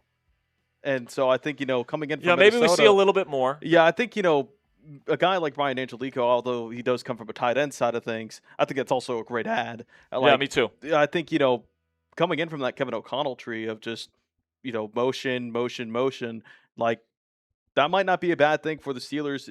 I think that's something that Mike McCarthy definitely struggled with Dallas. But, I mean, I'm really excited for the wide receivers. I think this is finally the first group in a while. I mean, we talked about earlier today. Since 2020, where you've had a legit trio. And it's one of those groups where, dude, you look at some of the stats. Like, you had Allen Robinson playing. Van Jefferson. Like Roman Wilson when he was playing outside receiver as tiny as he is. No disrespect intended, but kind of bumps. Yeah, it's been a big issue for this Steelers team for a while. I think they did a good enough job to fix it this offseason. I'm excited to see how much Aaron Rodgers improves in his production because of that. $5 here from Ant Dollar Sign says, I don't get why the media hypes up Cincy and Baltimore and downplays the Steelers like they don't got issues as well. Yeah. Well, listen, man. Lamar Jackson was ranked, the 67th best player in the game? He wasn't even ranked in the top 10. Wait, no, I think he was ranked in the top 10 on the ESPN list. But then Colin Cowherd and other people are, like, ranking Lamar Jackson out of the top 10 entirely. Like, I think I can't believe I'm saying this, but Lamar Jackson might be getting a little bit disrespected at this point in his career. Yeah, I definitely agree. Like, listen, Lamar's getting older, okay? And he slowed down last year, and he took a lot more sacks. It wasn't as efficient last year. But he was also dealing with injuries all throughout last year. So, like, was he slowing down because he was playing with injuries, or was he slowing down because he's getting older? It might be a little bit of both, and we'll see this year because he's going to be fully healthy. We're going to see what Lamar Jackson is at this point in his career at 30 years old, right? So 30 is around the age where you start to lose a little bit of a step. And if you're Lamar Jackson and you like to run around and hold the ball forever and be an out-of-structure playmaker, you can't lose a step. Yeah. You know what I'm saying? It's either he has to adjust his game or he has to stay and maintain that level of athleticism. So listen, man, Jesse Minter, first-time head coach. Declan Doyle, first-time offensive play caller. There's questions there in Baltimore. Absolutely. And then in Cincy, their defense still stinks. I don't care that they got Dexter Lawrence. Honestly, their Dexter defense Lawrence is a still little bit overrated. Sucks, man. Like, let's just take a look at their defensive roster real quick, okay? Let's just take a look at Cincinnati's defensive roster right now. Oh, okay. PFF logged me out, so I can't see it. But I'll go to our lads. Yeah, go to our lads. I'll pull it up on screen, actually. Hold up. Oh, my goodness. Why is it being so slow? All right, I got it. So they got Miles Murphy and Boye Mafe as their starting edge rusher duo. They have Shamar Stewart as their third guy and Cassius Howell as their fourth. So that's one of the worst edge rusher rooms in the league. Then you get Jonathan Allen, who's cooked as a starting DT. You do have Dexter Lawrence as the nose tackle. B.J. Hill and T.J. Slayton are their backups at DT. That's fine. But then Demetrius Knight and Barrett Carter are your starting linebackers. That's terrible. That's awful. Then you have Dax Hill and DJ Turner as your outside corners. That's fine. They're pretty good. Brian Cook, you bring him in free agency. Pretty decent pickup there. Jordan Battle's not very good at strong safety. Then their nickelback is Jalen Davis. So that's not a good defense, guys. That defense is going to struggle again. And Joe Burrow is pretty injury prone. There's a decent chance he gets injured again. And Zach Taylor, even when he's had healthy Joe Burrow, hasn't been able to perform in September. So they're probably going to get off to a slow start again this year. So like Ant Dollar points out, Steelers have a pretty manageable first half of their season. And Cincy, if they start out slow again, if Burrow gets injured, that defense is not good, man. They're going to give up a lot of points. And then Baltimore, with all the new stuff that they have, new offense, new defense, first-time head coach, first-time offensive play caller, there's going to be some growing pains there. So yeah, this division is gettable. It is for the Pittsburgh Steelers. I want to make that abundantly clear. I might even pick the Steelers to win the division this year, just like I did last year, by the way, and I was 100% right. You know, the whole thing is, too, a little bit of funny here. I don't know if you saw this. Trader Joey made a video comparing the rosters of the AFC North. Not only did he say that they had the most positions in the division by tier ranking, saying that they had clearly like the best positions, the most of them in the AFC North, but then he said that they were going to finish last. Ridiculous, man. Ridiculous. Trader Joey, man. Trader Joey's is ridiculous, man. $2 from DJ KJ. Says, when will Steelers draft a Super Bowl level QB? Hopefully they already have, right? That's the hope, is that Drew Aller with Mike McCarthy's tutelage and Aaron Rodgers' tutelage and a year to really prepare himself can turn himself into a starting NFL quarterback. But obviously we don't know the answer to that question yet. We won't know the answer to that question until probably next year. Same thing goes, Will Howard, we might see a little bit of him this year. We'll see him in the preseason. But, I saw someone earlier asking if we're going to go live for all preseason games. Yes, we will. Yes. Because that Will Howard, Drew Aller, yes. I mean, that's going to be hype. Steelers preseason is going to be the most hype out of any team in the league this year. Because you've got essentially two rookie quarterbacks in Will Howard and Drew Aller. And then you get Mason Rudolph, who's in the middle of fighting for his job. So, there's always going to be a storyline to watch when it comes to the Steelers offense in the preseason, which will be a lot of fun. And, there's a lot of position battles. There's a lot of younger guys that are going to get a chance to play. Caleb Johnson is a massive storyline heading into the preseason, right? So in terms of when they're going to have their Super Bowl level quarterback, DJ KJ, I don't know the answer to that question. Maybe he's already on the roster. Maybe he's not. We just don't know the answer to that question yet. $2 from Schuleberg. So switch O-line with safety. Yeah, I think that's reasonable. If you wanted to switch O-line with safety, hell, I probably would have put safety down or wrong after thinking about it in hindsight. But and if you wanted to put O-line in the B category, I think that's fair. I really do. I think that there's a very realistic possibility it's at least a B group this season. So is that it for the super chats? Yes, I'm going to get ready real quick. All right, cool. So we still got one more segment to go here, guys. Which is we're going to be talking about the ESPN article breaking down the 6 players that they think are on the Steelers roster that are worth a round 1 draft pick in a trade. Then we'll get into our latest Madden simulation, Week 16 versus Carolina. All right, so without further ado, Ponzi's saying hold up here. He's holding up the show. What is it, Ponzi? Everyone type F Ponzi in the chat. He's holding up the show here, getting his graphics ready. Oh, man. Ladome says trade Mason for Anthony Richardson. Let's get a bunch of prospects in. I don't think the Colts want that? I mean, maybe Mason's a decent backup and maybe they're desperate to get rid of Anthony Richardson, but I don't know, man. But then if you bring in Richardson and then you have Howard, Aller, and Richardson, it's what? Who's getting cut? That's the thing, because Rodgers is making this team, and they're not keeping all 3 of those young quarterbacks on the roster. So somebody's got to get cut. And I'm guessing because we're trading for Richardson and we just spent a 3rd-round pick on Aller, Will Howard would be the guy that gets cut, and maybe they try to keep him on practice squad in that case, but like, I don't know. I think their project is already in the building, Ledome, and that would be Drew Aller. So I don't think they're going to get Anthony Richardson. I think that time has passed. All right. Well, Ponzi's finally ready. All right, let's get into our next segment here. ESPN's Round 1 values on the Pittsburgh Steelers roster is coming at you right now.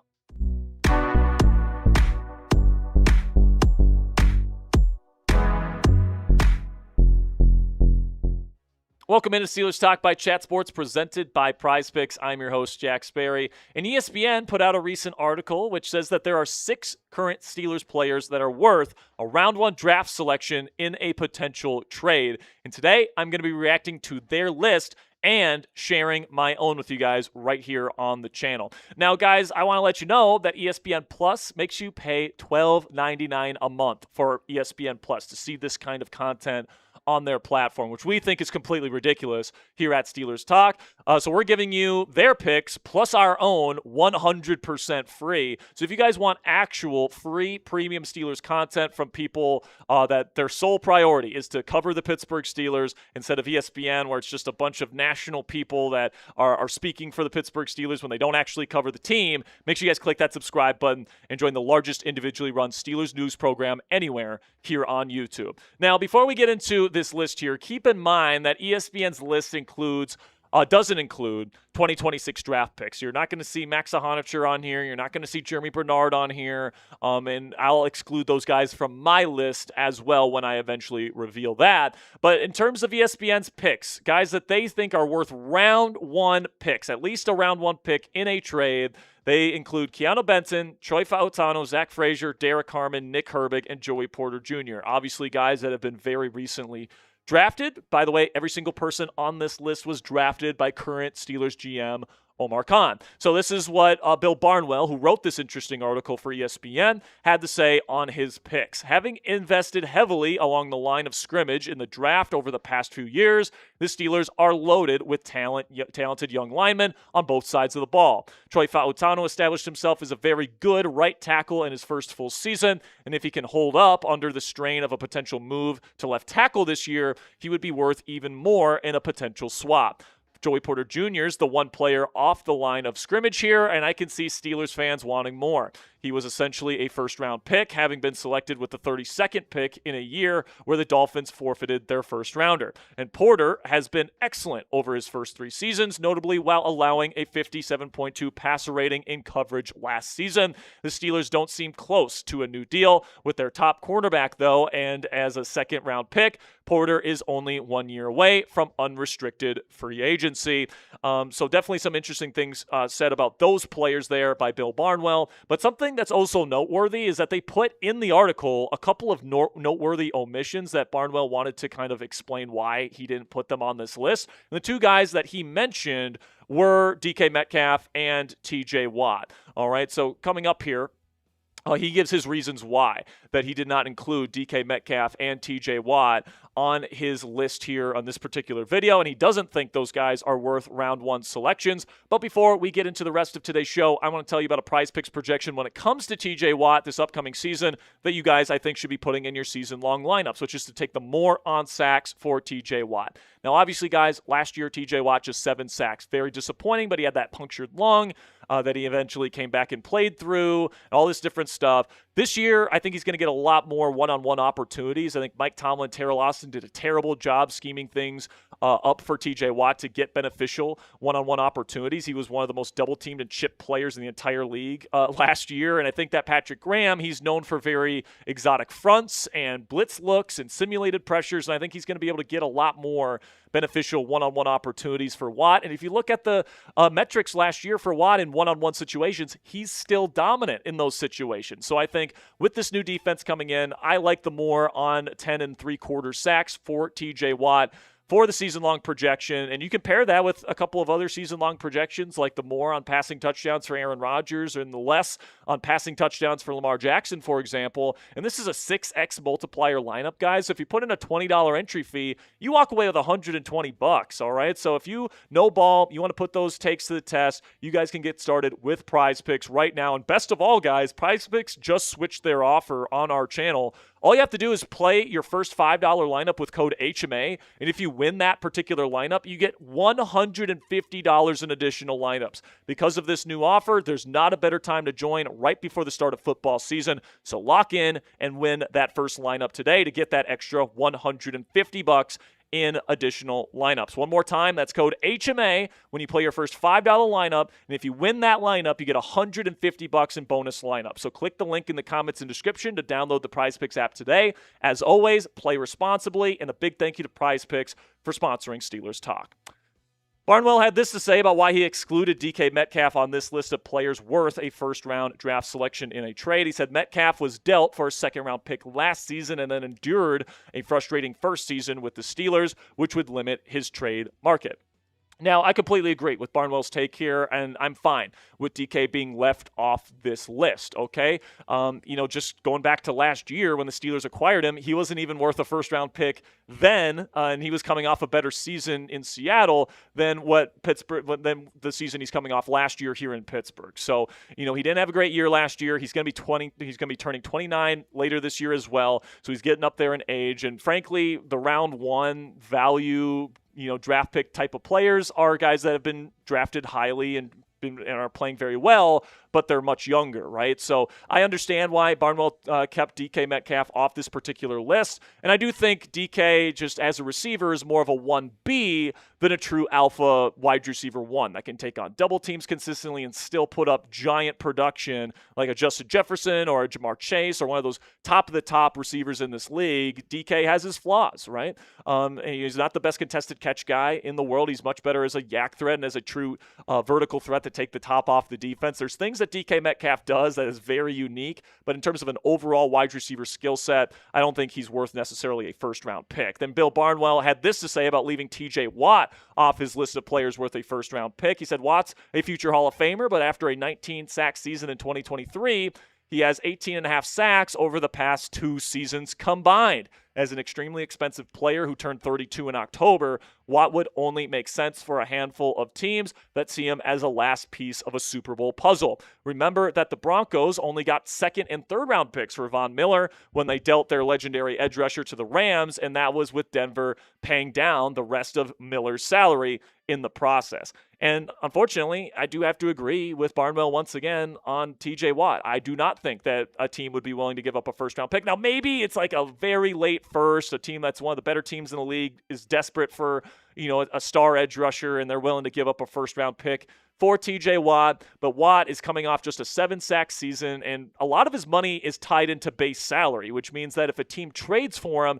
it's going to be an extremely, extremely expensive cap hit for whatever team brings him on, not just for this upcoming season, but over the next several seasons. And, because of that, it's a big gamble for a team to trade for TJ Watt, because if he's continuing to regress physically, they might have to take on the risk of getting rid of him and taking on a big dead cap hit in the future. So for me, TJ Watt is not a super tradable player, especially for a first-round selection at his age coming off the season he just did.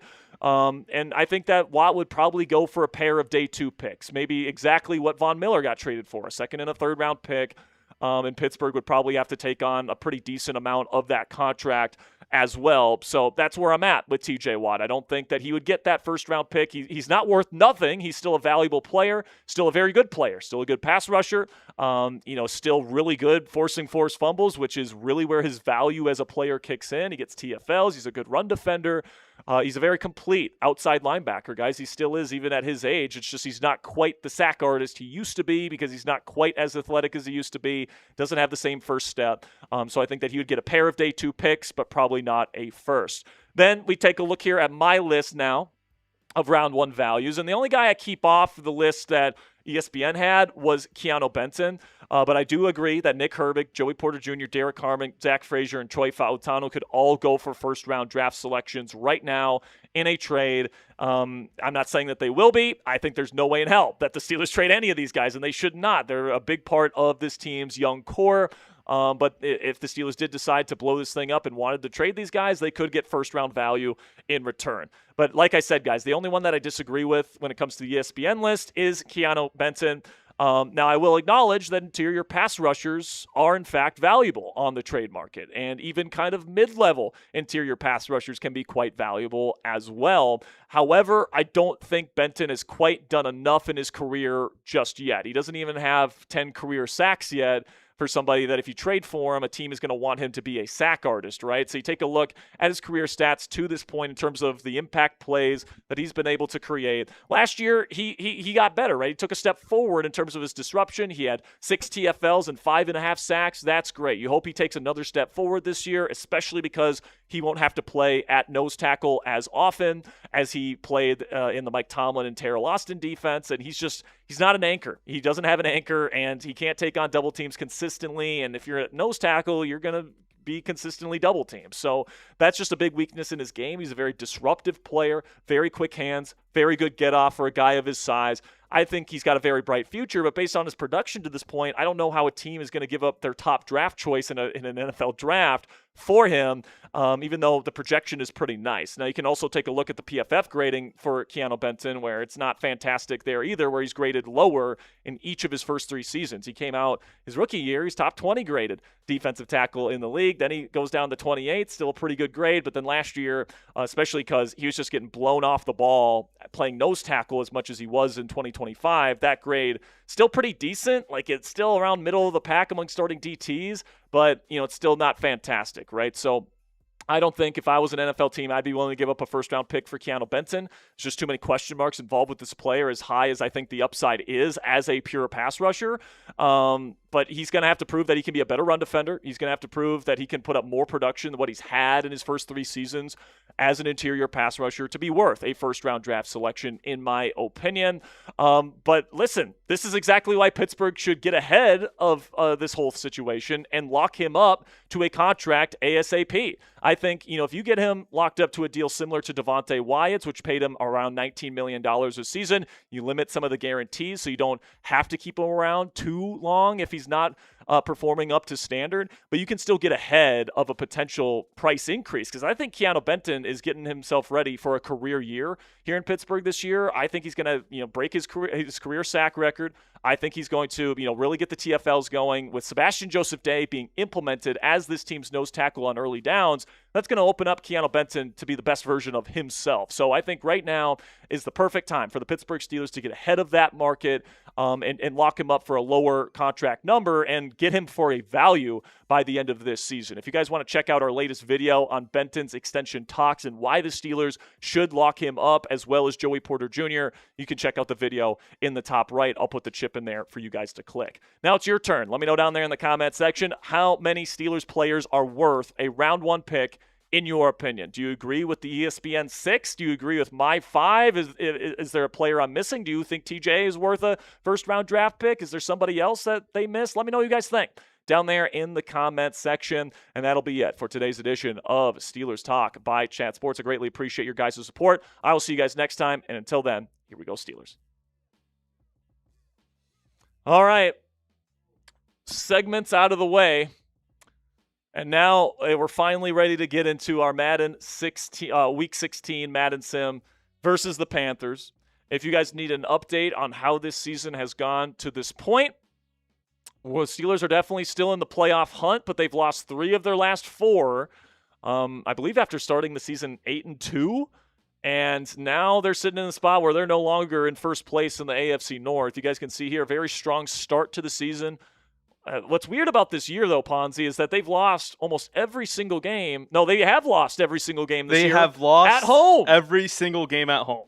Well, no, they've won games at home, but every single one of their single loss has every been single at home. one of their losses has come at home. They lost to the Falcons, they lost to the Colts, they lost to Denver, they lost to Houston, and they just lost to Baltimore.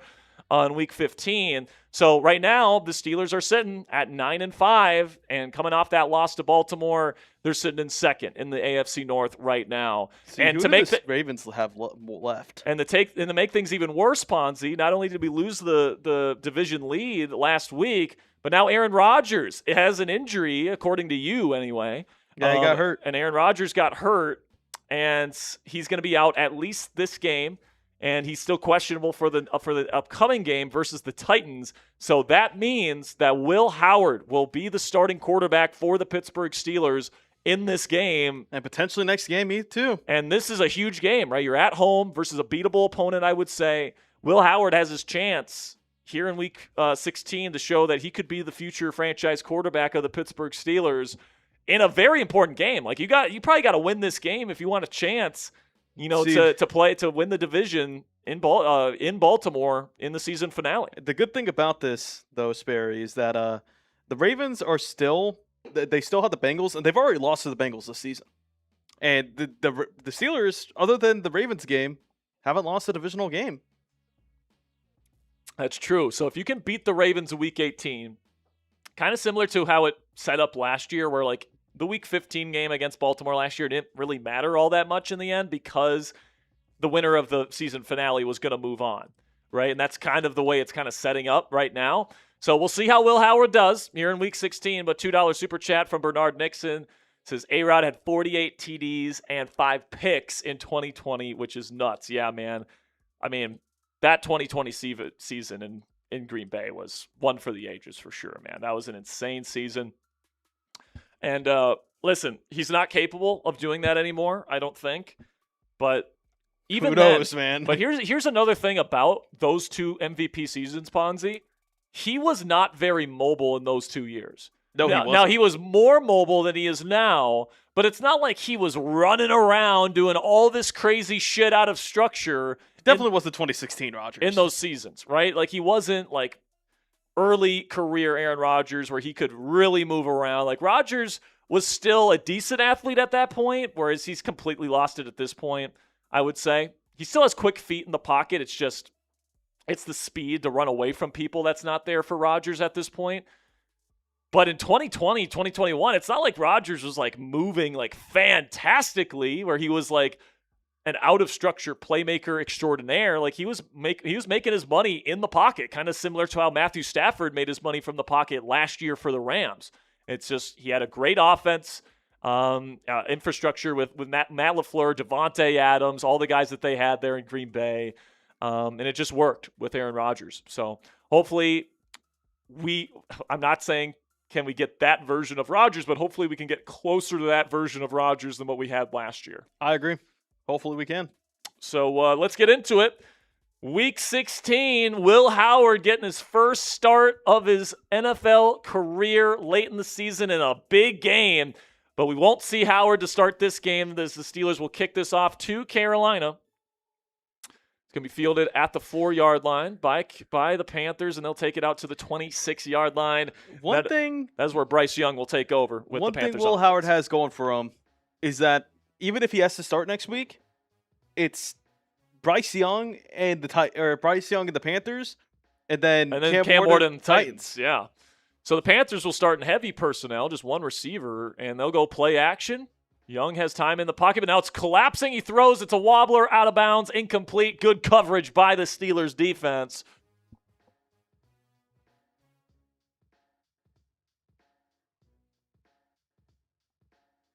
So the fans who are asking for Will Howard, you get your wish, man.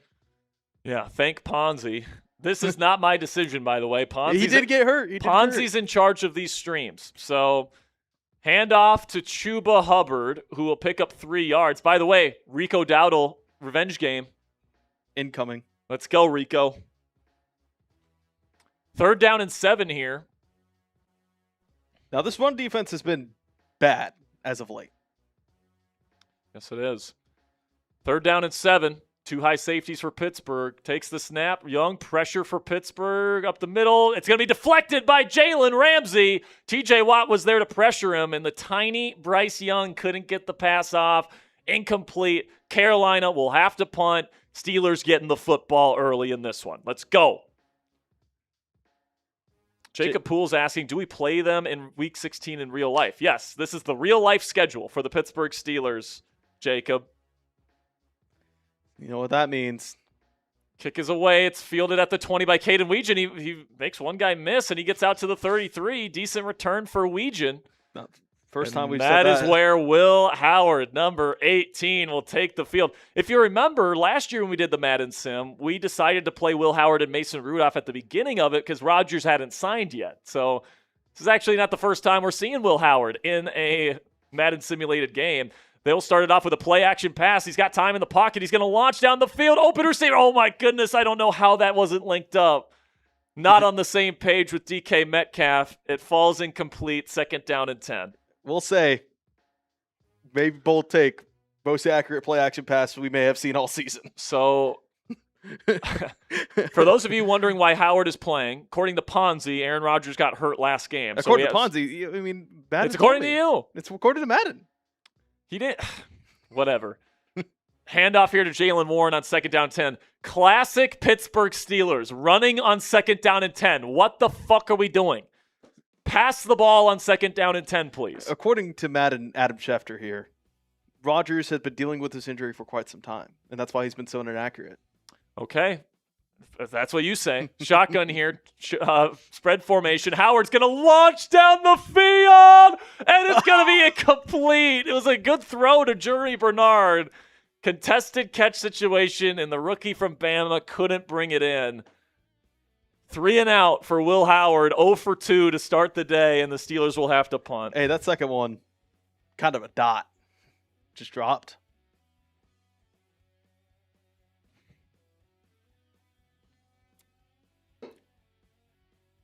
Now the punt's away. It's fielded at the 19, and it's going to be taken out just in front of the 30 to the 29. That's where Bryce Young and the Panthers will retake over. I don't know about you, Ponzi, but I feel like Bryce Young, because he played pretty well in the second half of that playoff game, and that was the last impression that people have of watching him play. They feel like he played like that all the time last year when he was like ranking in the low to mid-20s in all these major categories last. He wasn't very good last year. He was clutch. He was clutch in certain moments, and here's Young, can't find anything. He's going to get sacked here on 1st down by Peyton Wilson, who's had a hell of a Madden simulated season. If we get the kind of play that we have gotten out of Madden Peyton Wilson in real life, I'd be very happy with that, man. He always sims well. Like, he's fast. Like, fast players always play well in Madden Sims. Yeah, so, I mean, I think he's at, 84, 85, which is, top 10%. I mean, he's been more impactful than Patrick Queen. Yeah. If that happens in real life, Patrick Queen, bye, buddy. Shotgun here with a 3-receiver set for Carolina. Takes the snap. He's looking. Bryce Young collapsing pocket again, and it's incomplete. The Steelers' pass rush. This might be the best I've seen the Steelers' pass rush look all season. Yeah. Against Bryce Young. Steve Stockman. Yes, we do have watch parties for preseason.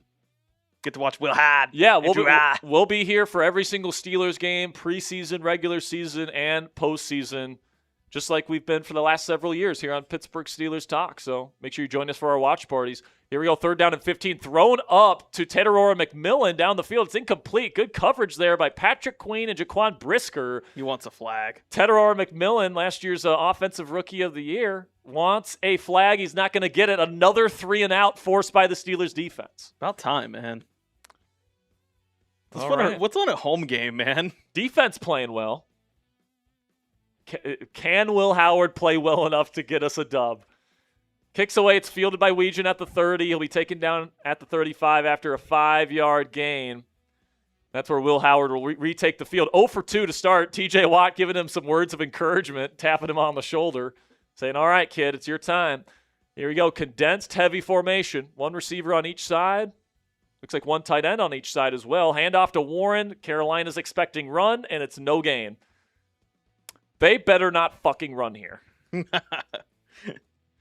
You could take the Arthur Smith out of Madden, but not really. Listen, man, there were people clamoring for Will Howard in this chat over the last several games, watching Rodgers not play to his best standard.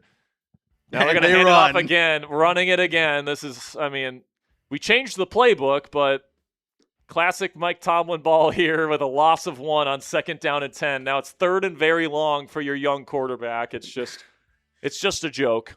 Now, I will say, the Dallas playbook does have quarterback run a lot. Might not be the worst for Will Howard. They go out and empty here for Howard. They got a bunch formation out to the right and a stack out to the left. Now Howard has to roll out to his left. Not exactly best throwing conditions. He's going to run it. Picks up 9, 4th down and 1, but he's just short. Steelers will have to punt. He reached out for it. And now they'll send Bill Berg out there, Cameron Johnston. The Steelers punter. Give me a fake here. Why not? Yeah, why not? Give me a fake. They're not going to do that in Madden. Kick is away. It'll be a blocked punt before now Bill Berg just puts it in the back of the end zone. Hasn't been great. And that's where Bryce Young and the Panthers will take over at the opposing at their own 20. But neither offense has done anything. We've already had 3 possessions, and there's still 3 minutes left in the first quarter. We've had games where there's been 3 possessions, and that's the end of the half. First down, handoff to Chuba, not going anywhere. 2nd down and 9. Notably Canadian. By the way, everyone watching, the next time we'll be live is next Thursday. So something's come up here at Chat Sports where we can't go live Monday, Wednesday, Friday. We have to go live Tuesdays and Thursdays. Okay, so we'll be live again Thursday is the next live show date. This Thursday, you mean? And yes, this Thursday. Now, Bryce Young throws outside of structure, incomplete. He had it hit his guy in the hands, Ponzi. That was probably Bryce's best play to this point, but whoever that was dropped the pass. And that'll be 3rd down and 9 coming up. Another 3rd and long forced by this Steelers defense. Bryce Young, has he completed a pass yet? I don't think either quarterback has completed a pass. 3 receiver set. Young takes the snap. He's looking. Now he's looking to run up the middle. Go get him, Patrick. There he goes. Patrick Queen lays him out. And it's going to be 4th down and 3. Another 3 and out forced by the Steelers defense. It's crazy that Carolina's possessed the ball 3 times already. Hey, Will Howard, go get him, kid. Come on, Will Howard. Yeah, we couldn't switch the coaches. Believe me, we tried. Someone's asking what the defensive playbook is being used. It's Las Vegas from last year, so Patrick Graham's defensive playbook. Technically, even though Pete Carroll forced him to run the Seattle 3 last year. But anyway, the return doesn't go far. It's a good punt for Carolina. Steelers have to take over at the 20, so another long field. Let's get a 1st down. Shotgun here for Howard. One play at a time, kid. See if they run this. Takes the snap. He is looking. Pressure up the middle, and he's sacked. Devin Lloyd, the newly signed linebacker for Carolina, gets the sack. So everyone loves a backup until they have to see the backup play, Ponzi. Chris Carver makes a good point. It's the coach DNA. Even if you change the playbook, it's still Mike T. Yep. Yeah, we've had so many Mike T games this season. I mean, especially over the last several games. It just feels like everything's low scoring. Steelers aren't scoring until the 4th quarter. And that's certainly the case in this one so far. I formation on 2nd and 9. If they run this on 2nd and 19, and that's exactly what they're doing. Oh, my God. What is this, dog? 3-yard gain, 3rd and 16 coming up. Just you're not putting yourself in position to succeed there.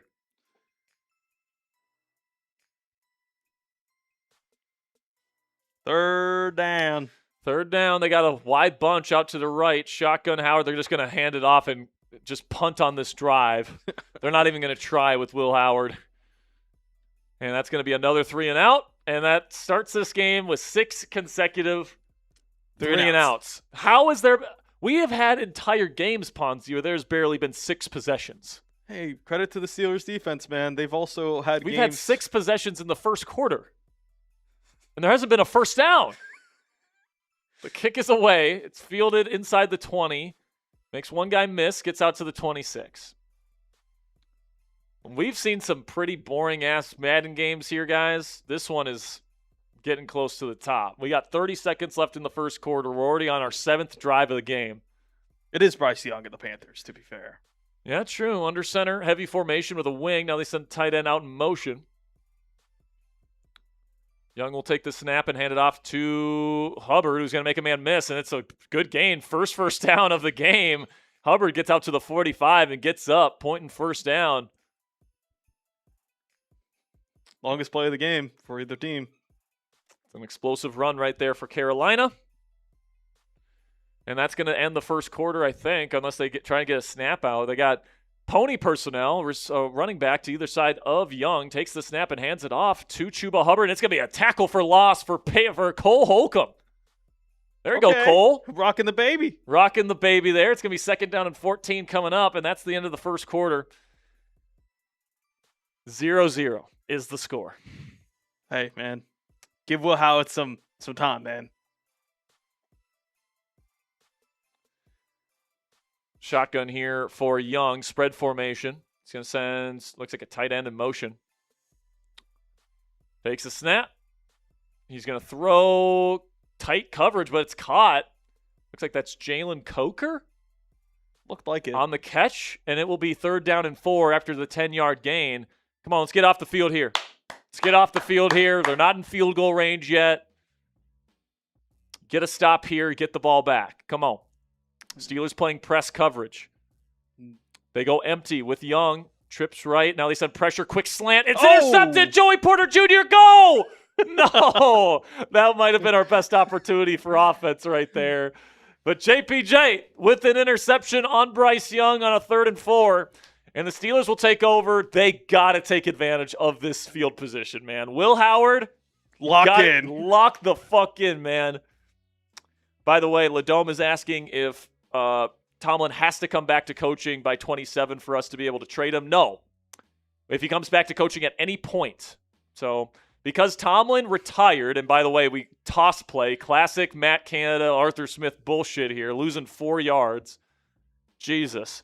Anyway, because Tomlin left the team didn't terminate his contract. The Steelers still have his rights. So when he comes back to the league, his contract will then be reinstated. So happened with Sean Payton. Same thing goes. Stepping up here is Howard. He's just gonna throw it sideline. Is this caught? Nope. Oh my goodness. Incomplete. That's kind of a dime too. Not a terrible throw from Howard there, but obviously way late on the sideline and couldn't get 2 feet in. So 3rd down and 14. Has he completed a pass? No. I don't think he's completed a pass. Nope. Shotgun for Will Howard. Trips right. Takes the snap. He's got a clean pocket. Come on, Will. He's going to launch it down the field. Oh. Incomplete. Tried to throw up a 50-50 ball to Germie Bernard. Who's actually been money in those. And it falls incomplete. Although he did fumble the game away last week. Will Howard is, I don't even know. What is he? 0 for 9? Look, he's a 76 overall, man. According to this roster. According to this roster, Will Howard is a 76 overall, and he hasn't completed a pass yet. And once again, Cameron Johnston just boots it out of the back of the end zone for no reason, and Carolina's going to take over at the 20.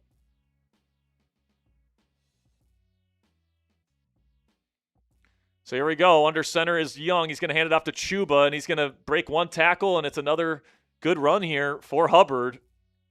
Gets down to the 34. It feels like whoever's going to win this game is either going to win on a defensive play, special teams play, or the running game is going to win them the game.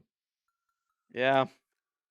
Might have to wait a little bit to see Will Howard's passing touchdown. Both quarterbacks have just been absolute dog crap in this game. Shotgun, 3 receiver set, handoff again to Hubbard, makes 1 man miss, but then Ramsey's there to clean it up after a gain of 3. 2nd down and 7. Devone says, what am I watching? Will Howard versus Bryce Young. Like, dude, Bryce Young, I think, has a pretty decent chance of being available for a trade next year. I don't want him. I don't want him here in Pittsburgh. That tiny body with lack of arm strength. Now, here's a quick pressure here for Pittsburgh, but the perfect play call at the right time. And now Chuba's going to break 2 tackles. Chuba absolutely running over the Steelers here as they get down to the 34. This is the type of game where if Carolina scores a field goal, the game might be over. Yeah. And right now, they're in at least field goal attempt range. So the perfectly called screen call for Carolina. Let us know down in the chat. Sets up the Panthers. Will we get more points than the Jags-Steelers game? By the way, there was 13 points in the Jags-Steelers game. Play action rollout. It's going to be dumped off to a wide open tight end. He'll pick up 8. And Still crazy. That was the final score of that sim. Yeah. And now they're knocking on the door of the Steelers red zone. But the thing about that game, I remember watching it, was actually kind of interesting. Like, there was just like a lot of defensive stops at the right time. Yeah. Under center here, 2-by-2 formation. Play action, roll it to the left again. Once again, just throws it into the flat, and the Steelers aren't covering it. It's another decent gain. They get inside the red zone. First down, Panthers. Man, not looking good. Dave A says Howard needs to run it. Was great in his junior year at KSU. Yeah, man. I mean, he can't throw it, obviously, in this game, so get him running. But I doubt Madden is smart enough to figure that out. Handoff to Chuba. He's doing a bunch of moves, even though there's nobody around him, and he's only picking up 5 yards. Classic Madden AI. By the way, we do have one tortilla slap because of the $50 super chat from Steelers' dad. So we'll do the tortilla slap at halftime. Careful if you slap me too hard. Will Howard's going to start again. Pistol formation here. It's a shovel. And it's incomplete. How did we not catch that? Bro. Bryce Young just literally handed us the football, and we said, no, thank you. What are we doing?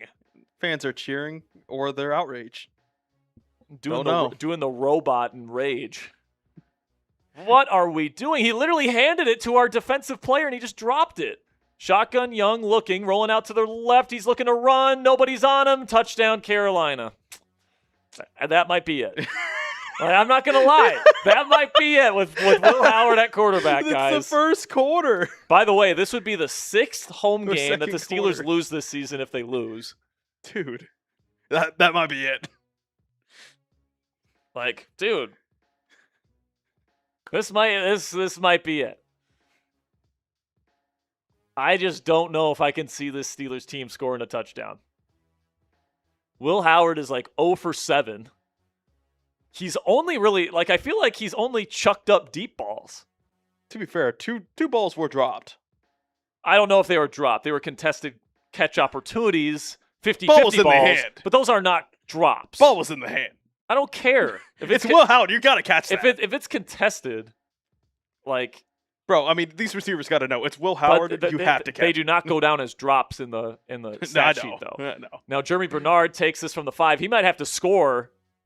Good return, good field position, again, for the Steelers at the 42. It's just, can they get a first down? Have they gotten a first? I don't think they've gotten a single first down in this half. They got 2 minutes and 43 seconds. At least go get some points here, man.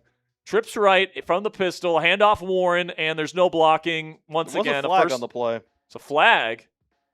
Offsides on the defense. Hey, we'll take 5 yards or we can get it. Out of all the terrible quarterback performances we've seen from Pittsburgh Steelers quarterbacks, if this happened in real life, it would be right in Trubisky territory.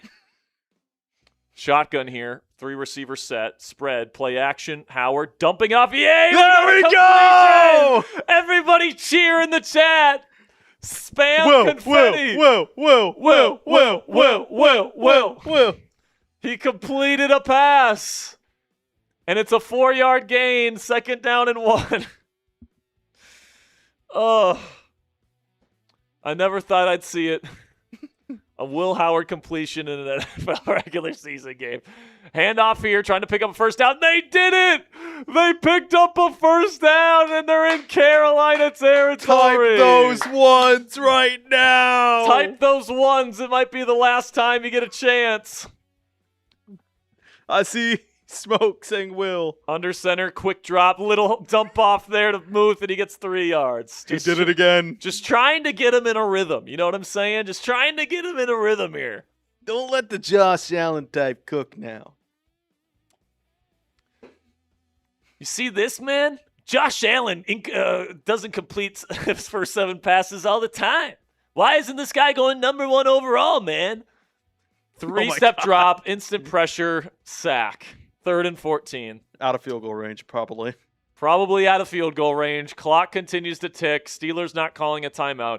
At this point, try and just get something and try a long field goal.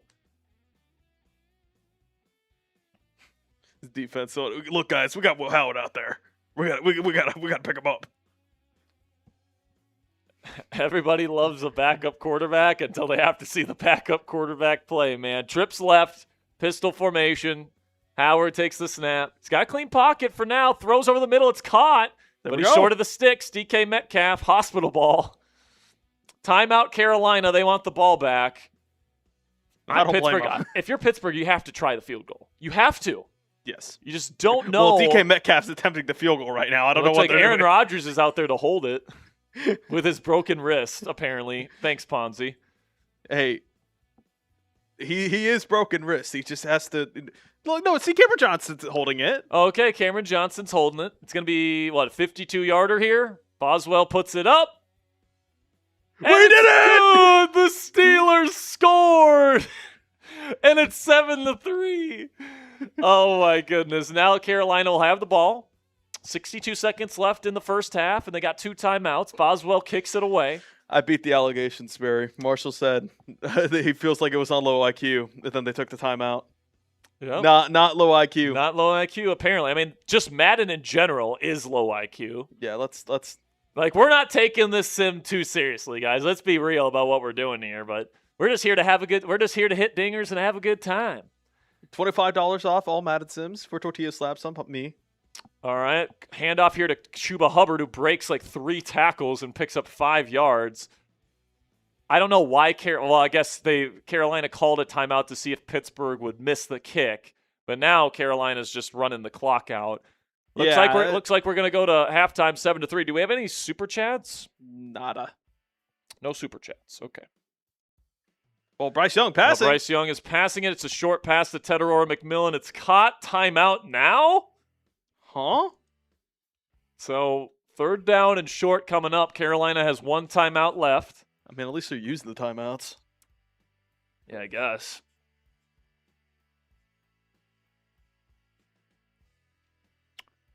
Listen, man, you're going to have to get some sort of blocked punt, blocked field goal.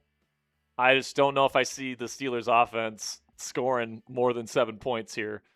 Young steps up in the pocket, clean. He's going to get pressure, though, throws, and it's going to be complete.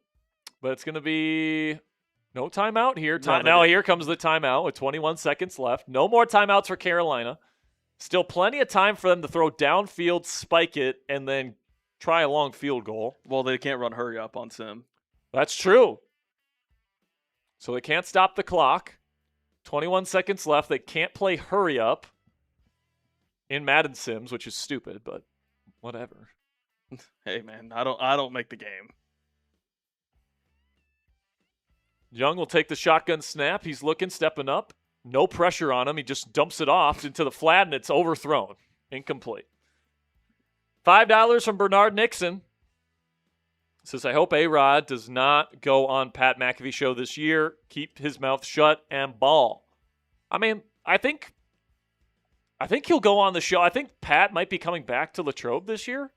I don't know if I don't think he's announced it yet, but that was really successful. I'd be kind of surprised if they didn't do that again, but especially with Rodgers in his final year. But now Bryce Young throws it, and they're not going to call it a fumble. It's incomplete. Cam Hayward on the pressure.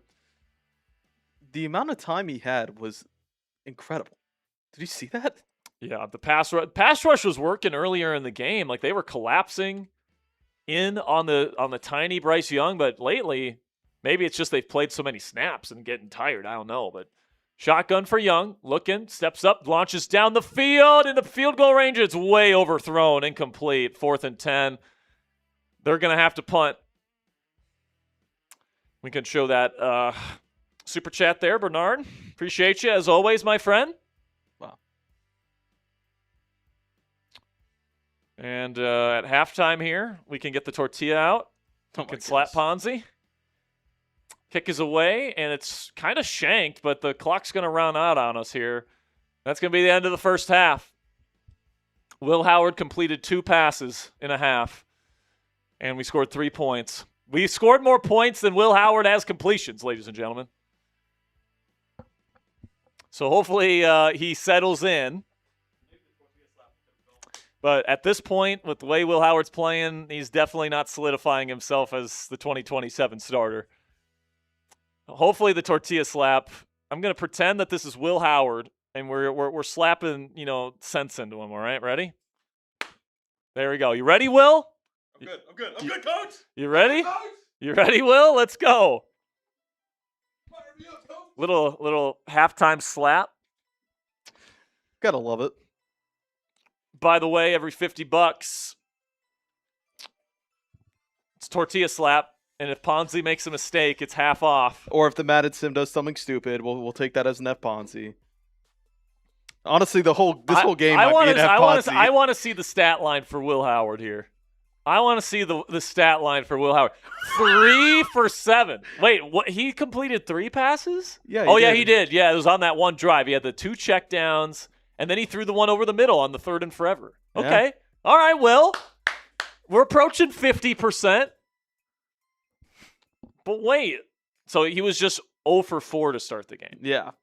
Okay. So he's he's 3 for 3 in his last 3, guys. And now he's going to get the ball right now. Kick is away. It's fielded by Weegan. Dude, he's been so bad. Weegan. He's just been he gets to the 25 every time. Now here comes Will. National champion quarterback out of Ohio State. Reminds me of Josh Allen. Reminds John Gruden of Josh Allen, apparently. Under center, 2 receivers set, 2 tight ends. It's going to be a handoff to Jalen Warren. And that's going to be his first successful run of the day of 7 yards. Hey. Tortilla slap getting Will some inspiration. Come here. on, get him some confidence. It's like Scott Hatteberg and Moneyball. Just got to give him some confidence. Picking machine. Shotgun from Howard. He will go handoff to Warren. He's got room to run. He'll pick up a first. There we go. Our second of the day. Finally picking up some first downs. Jalen Warren has been so hot and cold this entire Madden simulated season. Some games he's running for 150 and he's dominating. Other games he just can't do anything. I like this prediction of Dave A. Will to Roman Wilson for his first touchdown. That'd be kind of chill. That would be pretty cool. The Michigan to Ohio State connection there, and then of course Carolina just bails out for the run and it's no gain. It's very clear. Mike McCarthy with a tan is not trusting Will Howard to start this half. It's my favorite bit that we've run. I mean, at this point in the season, it's December? Yeah. And he's still rocking the tan from training camp. Shotgun here for Howard. Takes the snap. They finally throw it on 2nd down and 10, by the way. He throws it, and it's caught by Germie Bernard. 4 straight completions. All right. All right, Will. 4 straight completions for Howard. It'll be 3rd down and 5, so gets it to a 3rd and manageable here. Come on, Will. 3 receivers set for Will in the shotgun. He'll take the snap. He's surveying. Now he'll throw. Nice little route by Jalen Warren. He'll pick up a first down. There we go, Will. 5 straight completions and a first down. We're above 50%. I think that's Howard's first completion for a first down this game. Yeah. Of his career. Let's go. Now we're in Carolina territory. Maybe we can get another field goal. Maybe we can win 9-7. Maybe that's the goal here. I formation, play action. Howard's got all the time in the world. Steps up. Now he's going to look to run. There we go, Dave A. And he's going to slide down and picks up another Steelers first down. Let's go, Will Howard. And he signals first down. Let's go, Will. Come on, Will. Let's go. He just had the warm up, guys. All right, he just had the warm up. He had to get the tortilla slap going. Yeah, he needed the tortilla slap. Trips left, handoff from pistol to Jalen Warren. Gosh. He's gonna lose 2 yards. They need to stop running it on first down, man. He could run too. That's why he reminds me of Josh Allen. He's got Josh Allen in his game. 2-by-2 formation, 2 stacks on either side in a nasty split. Quick little throw. Once again to that same route. It's Rico Dowdle this time. He'll pick up 10. Will Howard loves that little divide route from the running back. Loves getting it out to him. And hey, man, it's working. Picking up 10 yards a pop. Been perfect in the second half, man. And he hasn't had an incompletion in this half. It's 3rd down and 2. Definitely in field goal range. Just don't want to take a bad sack. I would run this. Move the chains. But no, they go out and empty. Howard takes the snap. They're going to trust him. Now he's going to look to run again. He's going to pick it up. Go, go, go, Will! Go, Will! And he gets down to the 9-yard line. First down, Steelers. And you said the Steelers would lose. If you want to score a touchdown right here, type those TDs. Come on, man. Will Howard leading the drive. Under center in the single back, a tight bunch to the left. Single receiver out wide to the right is Pittman. Takes the snap, 5-step drop. Howard looking. Now he throws on the run. Almost completed, but good coverage by Scott. Carolina safety being complete. Tried to go to Germie Bernard. Another contested catch that Bernard cannot bring in. Might have been one of the only times I've seen them pass on first down. Yeah, of course they wait till 1st and goal to pass on first down. Now it's 2nd down and goal from the 9. Condensed formation, multiple tight ends, single back, 5-step drop again. Howard looking, nothing there, looking to run. He gets chased down from behind this time, picks up 2 yards. Saved a touchdown, man. 3rd down and goal. Here we go. Listen, man, just don't fumble it and don't throw an interception. That's all I ask. Gonna throw a touchdown right here. Keep this within striking distance of a field goal. You know what I'm saying? Under center, the defense can handle Bryce Young. Heavy formation. Another 7-step drop here for Howard. Footwork's not that great. He goes in, he's open. Touchdown! Move! Let's go! The Steelers take the lead, and Will Howard throws his first NFL touchdown. Let's go! Will. Show me them TDs. Let's go! I cannot believe they scored a touchdown, man. I don't think he threw any. No, he threw one incompletion on that drive. What a drive from Will Howard. All he needed was the slap. He just needed, a little, reality check there. He was 0 for his first 4. Now he's only had 1 completion, probably in one of his last 7, 8 passes. Gaming Shark saying Howard making this game fun to watch. Let's go, Howard. All right, now the defense has to hold. The Steelers have a lead at home. For the first time in forever. Kicks away. It's fielded at the 5. And there's some room to run here for Carolina. Oh, my gosh. He gets absolutely decked by, I think that was Jaquan Brisker. But it's a good return to the 34. A good field position for Carolina. Come on, defense. Let's get a stop here. Condensed formation, 2x2. Under center, and the single back is Bryce Young. And he'll go play action, roll it to the left. Throwing, incomplete. Good coverage by the Steelers this time. 2nd down and 10.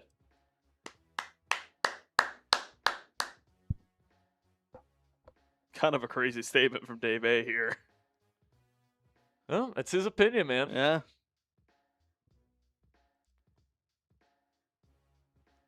Shotgun for Young. Takes a snap. Steelers in a pressure. Now he throws into that pressure. Smart decision by Young. He'll pick up a decent gain. 3rd down and 2 coming up. 3rd and short. An opportunity to get off the field here, but got to make an impact play. Thing about that possession, too, Sperry, is that it took a long time. Methodical. Press coverage here for Pittsburgh. Shotgun for Bryce Young. He'll take the snap. Nothing initially. Pressure caving in. And there's Captain Cam Hayward with the sack. And they're going to be forced to punt. Steelers getting the ball back with the lead. Let's go, man. I do think, though, Ponzi,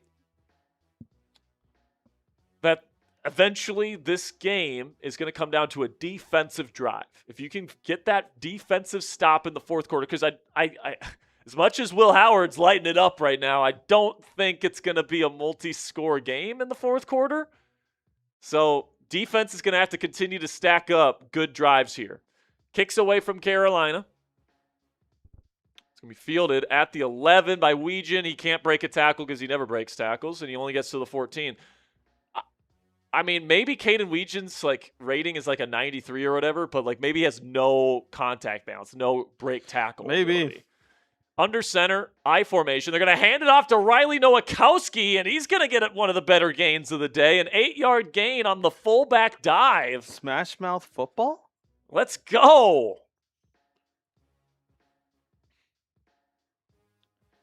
All right, man, if you want another Will Howard touchdown here and you want to bury the Panthers and Bryce Young, type those TDs. Let's go. Got to get that good juju going.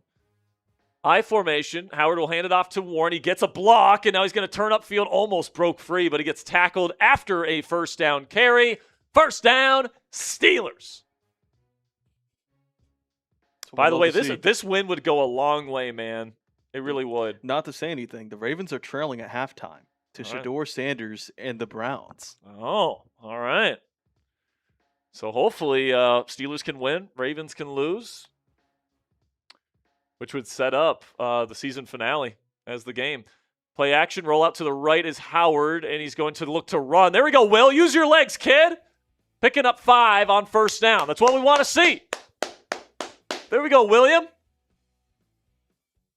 Because if the Ravens lose at all the next 2 weeks, it automatically sets up the division coming down to Week 18. And honestly, man, if the Steelers win this game, Ravens lose versus Cleveland, I'd just play Howard another week and let Rodgers get healthy. Yeah.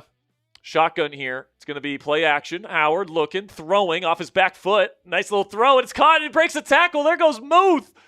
Muth with a big gain. First down, Steelers, and they're now in Carolina territory again. Will Howard. Will Howard. Will Howard. Let's go, man. I don't know what his arm strength is, but it's actually pretty high. It is? Because like it seems like 92. every throw that he has is just like a lob. He just has really bad accuracy. Oh. Toss play, and like every other toss play they run in Madden, it's absolute trash. It's a loss of 1. I think Madden devs just said, oh, he's a big quarterback. He has to have a good arm. I mean, it helps. Yeah. If you're a big body and you got a lot of strength. Shotgun here. 3 receiver set. Howard takes the snap on the nickel blitz. Now perfectly set up. Little dump off to Jalen Warren. He picks up 10.5. It'll be 3rd and inches. Good decision by Will Howard. Easy throw. High completion percentage, type of throw. Reading the defense well. That's what you want to see from a young quarterback, man. Get a long drive and get a touchdown here. That'd be fantastic, man. Here we go. Looks like they're going to beef up and try to pick up the first down. Do they go QB sneak? Yes, they do. And Will Howard, the big man, falling forward. Do they trust Will Howard to be their QB sneak guy this year, or do they give it to Riley Nowakowski like they did with Connor Hayward? I could see them giving it to Will Howard. I could see them giving it to Will Howard. He's big. He's a big dude, man. So here we go. New set of downs for Pittsburgh. Once again in Carolina territory at their 35. I formation for Howard, and he will hand it off to Warren. Nothing there. Another no gain or worse on first down in the run game for Pittsburgh. Like, listen, I get why they keep trying it, but it's just not working. Howard, you're not making it better. Now they go empty on 2nd down and 10. Well, at least they're passing it here. Takes the snap. Howard looking. Now nothing there. Looking to run. There we go. Will, get going, kid. No one is even looking at him. He picks up a big gain. First down, Steelers. Let's go. Might be leading the Steelers in rushing. Man, Will Howard is definitely leading the team in rushing today, and he's listening to our guy Dave A. Dave A was like, use your legs. He wasn't doing that in the first quarter. Now he's doing it, and now the Steelers are marching. I formation. Condensed formation. Going to hand it off to Dowdle. He's fighting his way forward. The former Panther will pick up a decent gain of 5. They want to give him that touchdown, man. Come on. Down to the 8-yard line. Are we going to see the second touchdown drive in a row? Let's go. You said the game was over. Listen, man, with the way it was going at that point, you can't blame me for saying it. But, hey, Will has definitely turned a new leaf. Shotgun here. Will wants the ball. Takes the snap. He's looking towards the end zone. Nothing there. Now he's going to look to run again. And he's going to, oh my goodness, he's slithering in. Touchdown, Will Howard with his legs, getting it done. 2-possession lead for Pittsburgh. Let's go, man. Show me them TDs in the chat. Will fucking Howard, man. No defensive stop needed, man. Now you're up 2 scores in the 4th. It's going to take a miracle for Carolina to come back. What a performance in the second half from the second-year quarterback out of Ohio State, man. There's something about Will Howard. Turns it on late. Let's go, man. The heart of a champion, Will Howard, getting it done. Picking up his starting quarterback who's out with a wrist injury in this game. And now, I mean, obviously defense has to do their job here.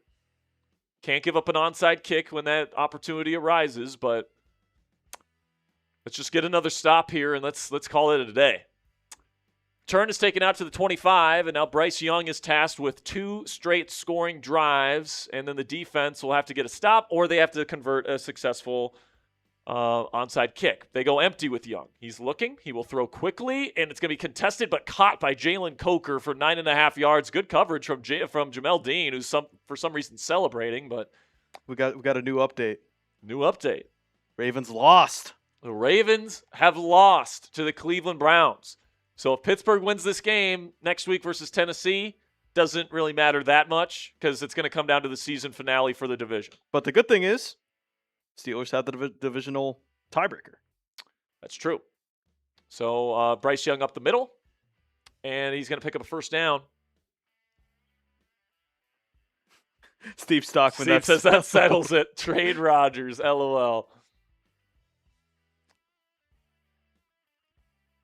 Well, I mean, like with the Ravens losing to the Browns, if Steelers win this game, I mean, they're going to go with Will Howard again. They're not going to risk Rodgers playing in a game that really doesn't matter that much. By the way, Bryce Young leading his guys down the field. Tommy Tremble with the catch. And now they're in Steelers territory at the 43. Still have all 3 timeouts. They're going to try and not to use their timeouts because they want to save them. If you use any of your timeouts here, if you're Carolina, you got to try an onside kick, which is highly unlikely. Trips left here for Young. He's going to have to take a shot here eventually. And he's going to throw down the field. It's going to be incomplete right off the hands of somebody. And oh, no. Now there's a timeout.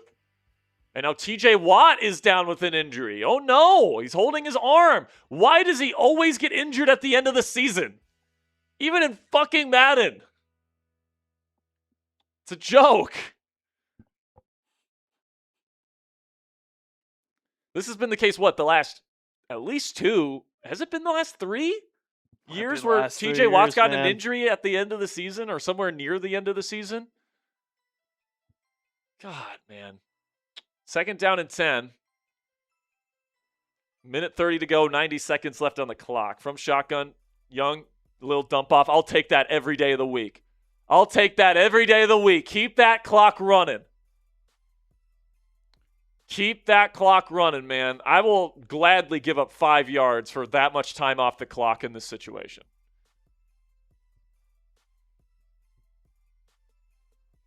So here we go, 3rd down and 5. Carolina down to their last 2 plays. Takes the snap, Young looking. He's taking way up too long to throw, but he eventually gets rid of it. It's drops! Oh, my goodness. Oh, my gosh. There's been some killer drops for Carolina in this game, and now it comes down to this, folks. We are 1 play away from Will Howard getting his first NFL win. After he and scored? a 2-score win at that. Oh, here we go. Carolina's actually going to kick the long field goal here and then probably try and kick it away and try and get a stop. The kick is away. If this is no good, the game's over. And he missed it! Steelers win! And all Will Howard needs to do. Oh, my goodness. 8 rushes for 80 yards. 80 yards and a touchdown for Will Howard on the ground. That's probably more than he threw for. Probably. Well, here's the thing. Carolina still has all 3 timeouts, so Steelers still are running plays. They're going to run with Warren. Doesn't get anything. Timeout Carolina. So this game's technically not over, but Carolina's going to have to score quickly, get an onside kick, and then score again. Like, don't get it twisted, guys. The Steelers are probably winning this game.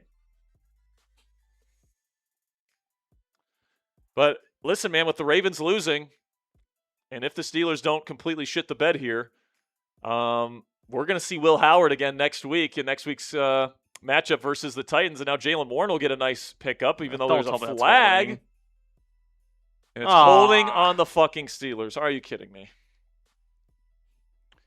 Are you kidding me? Michael Pittman Jr., who hasn't caught a ball all day. Now they go out and empty. What are we doing? Quarterback run? Now, Howard looking, throwing short, and it's incomplete. Tried to go to Michael Pittman Jr., who dropped it, so the clock stops. What are we doing? I feel like Nick Saban right now. Nickel. 60 minutes. Or whatever the 7 minutes is. So it's 28 minutes. Come on. Play to the end. What are we doing? They go empty. They're throwing it again. Just take a sack. Jesus Christ. Force a timeout. I don't know, man. I don't know what the hell that play calling was, but... Ugh. All right. Well, Carolina has 43 seconds to score twice. I highly doubt they're going to do that. They only have one timeout. So as long as the Steelers don't just really, really crap the bed here defensively and on special teams, they will get Will Howard his first win as an NFL starting quarterback. Kick is away. It's going to be fielded at the 19, fair caught at the 20, they say. So Bryce Young hasn't really done anything all day. It's like, I don't know if he's actually thrown anything downfield that's been super successful. But he's going to have to chuck it down the field here. Takes the snap. Quick throw, and he way overthrows this guy. Flag? Pass interference? How is that catchable? What? Defensive pass interference on Peyton Wilson. So the clock stops, obviously. Gives him a free 8 yards. This is ridiculous, man. Can we just get this game done? Now Young takes the snap. Short throw, and he's brought down inbounds, right? No, they're going to say he got out of bounds. I mean, he did get out of bounds, but he was clearly contacted inbounds and driven out. So clock stops again with 30 seconds on the clock. 2nd down and 2 coming up.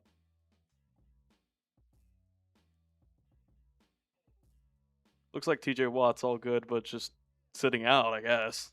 Play action. Oh, now Howard, not Howard, Young is just going to get swallowed up by Cam Hayward, and they call their final timeout. 3rd and 7 coming up. Cam Hayward with his 2nd sack of the day. Hey, it's not my fault that the IQ's like this. They call timeouts. I did my job. Hey, someone sends in a $20 super chat right now. I'll slap Ponzi. Oh, come on. All right, that can count as an F Ponzi. $20 super chat to finish out the show, and I'll slap Ponzi. Shotgun here for Young, looking. Pressure getting to him, and Jack Sawyer, Will Howard's Ohio State teammate, finishes this game with an exclamation point as the Steelers dance on him at home. Finally getting a win at home after losing, what's it been, 3 straight home games where he can't get a win? Just seems about it. Finally getting that monkey off your back here, and now Bryce Young's going to hurry him to the line of scrimmage, and Keeanu Benton will finish this game with an exclamation point and a sack, and that's going to be it in Week 16. The Steelers win 17-7 against the stinky Carolina Panthers. Next week, it'll be against the Tennessee Titans in a game that really doesn't matter because Week 18 is what we are waiting for. Week 18 will officially decide the winner of the AFC North. Once again, this time it'll be in Baltimore, where we got to go into their place after losing to them at home. So it'll be fun to see Will Howard play again this Thursday. The next week on Tuesday, we will finish out the regular season. Then I have my trip to Pittsburgh, Latrobe, for the first week of training camp. Then when we come back from that, we will have playoffs if we make it. So right now, Steelers got to continue to stack victories. So that'll be it for today's show, guys. I greatly appreciate you. We do have a super chat that we got to get to. Oh, shoot, yeah. Got it. Before we say goodbye, Mr. Bernard with one last $5 super chat. Actually, send 2. Now, Vixter Rides is asking, what's the record now? Steelers officially have 10 wins. They're 10-5. And the Ravens are also 10-5 at this point. So right now there's a decent chance, like especially if you take care of business against Tennessee with Will Howard at quarterback, like you have a really good chance of making the playoffs as a wild card if you lose against Baltimore. Right now they would be sorry, my mic's on. Right now they would be the 6th seed. They would be the 6th seed right now because Baltimore obviously has the head-to-head right now, but if we beat them, we have a better divisional record. Yeah. And we have the same record at the end. Okay. $5 from Bernard says Ben and A-Rod were both great, but A-Rod is a 4-time MVP. and got 5 All-Pros. Yep. I don't know if anyone denies that all-time Aaron Rodgers is better than Big Ben. I think just the argument some people like Mark Madden were making is I'd rather have Ben in a big game, which is a fair argument. I would disagree with it, but I see the reasoning for it. $5 from Bernard says, I know Ben has more fourth quarter comebacks than A-Rod, but Ben was always behind and A-Rod was always ahead in his career. That is a point. Now, that doesn't mean that the Steelers didn't have leads of their own. Like, listen, man, like there's an argument to be made for Ben in terms of, clutch moments and stuff like that. He's got more total Super Bowls. He has more fourth quarter comebacks, right? I think he has more game-winning drives too. I'm not 100% sure on that, but like Aaron Rodgers, I don't think has had as many of those kinds of game-winning drive opportunities just because like in his prime, like the Packers were just smoking folks, man. Like they were just dominating. Even with bad defenses, they were dominating teams. So, yeah, man, I'll still stand by my answer where I would rather have Aaron Rodgers in a big game slightly compared to Ben Roethlisberger, but that doesn't take away the greatness of Big Ben Roethlisberger, man. We're talking about Mount Rushmore of quarterbacks type of guy in Aaron Rodgers, all right? So that doesn't mean Ben wasn't a good quarterback or he's not a legend. I still consider him a Mount Rushmore Steeler, to be quite honest with you. So that's where I'm at with that. And that's going to be it for today's live program, guys. Thank you so much for making it with us all the way to the end. Got still over 100 people watching at around 8 p.m. Eastern time here on a Tuesday evening. So thank you guys so much for joining us here today. Again, we'll be live again next Thursday. Where we'll have our next Madden Sim. We'll have more news and rumors coverage, all that great stuff. So thank you guys so much for all of your support. We'll see you guys next time. And until then, here we go, Steelers.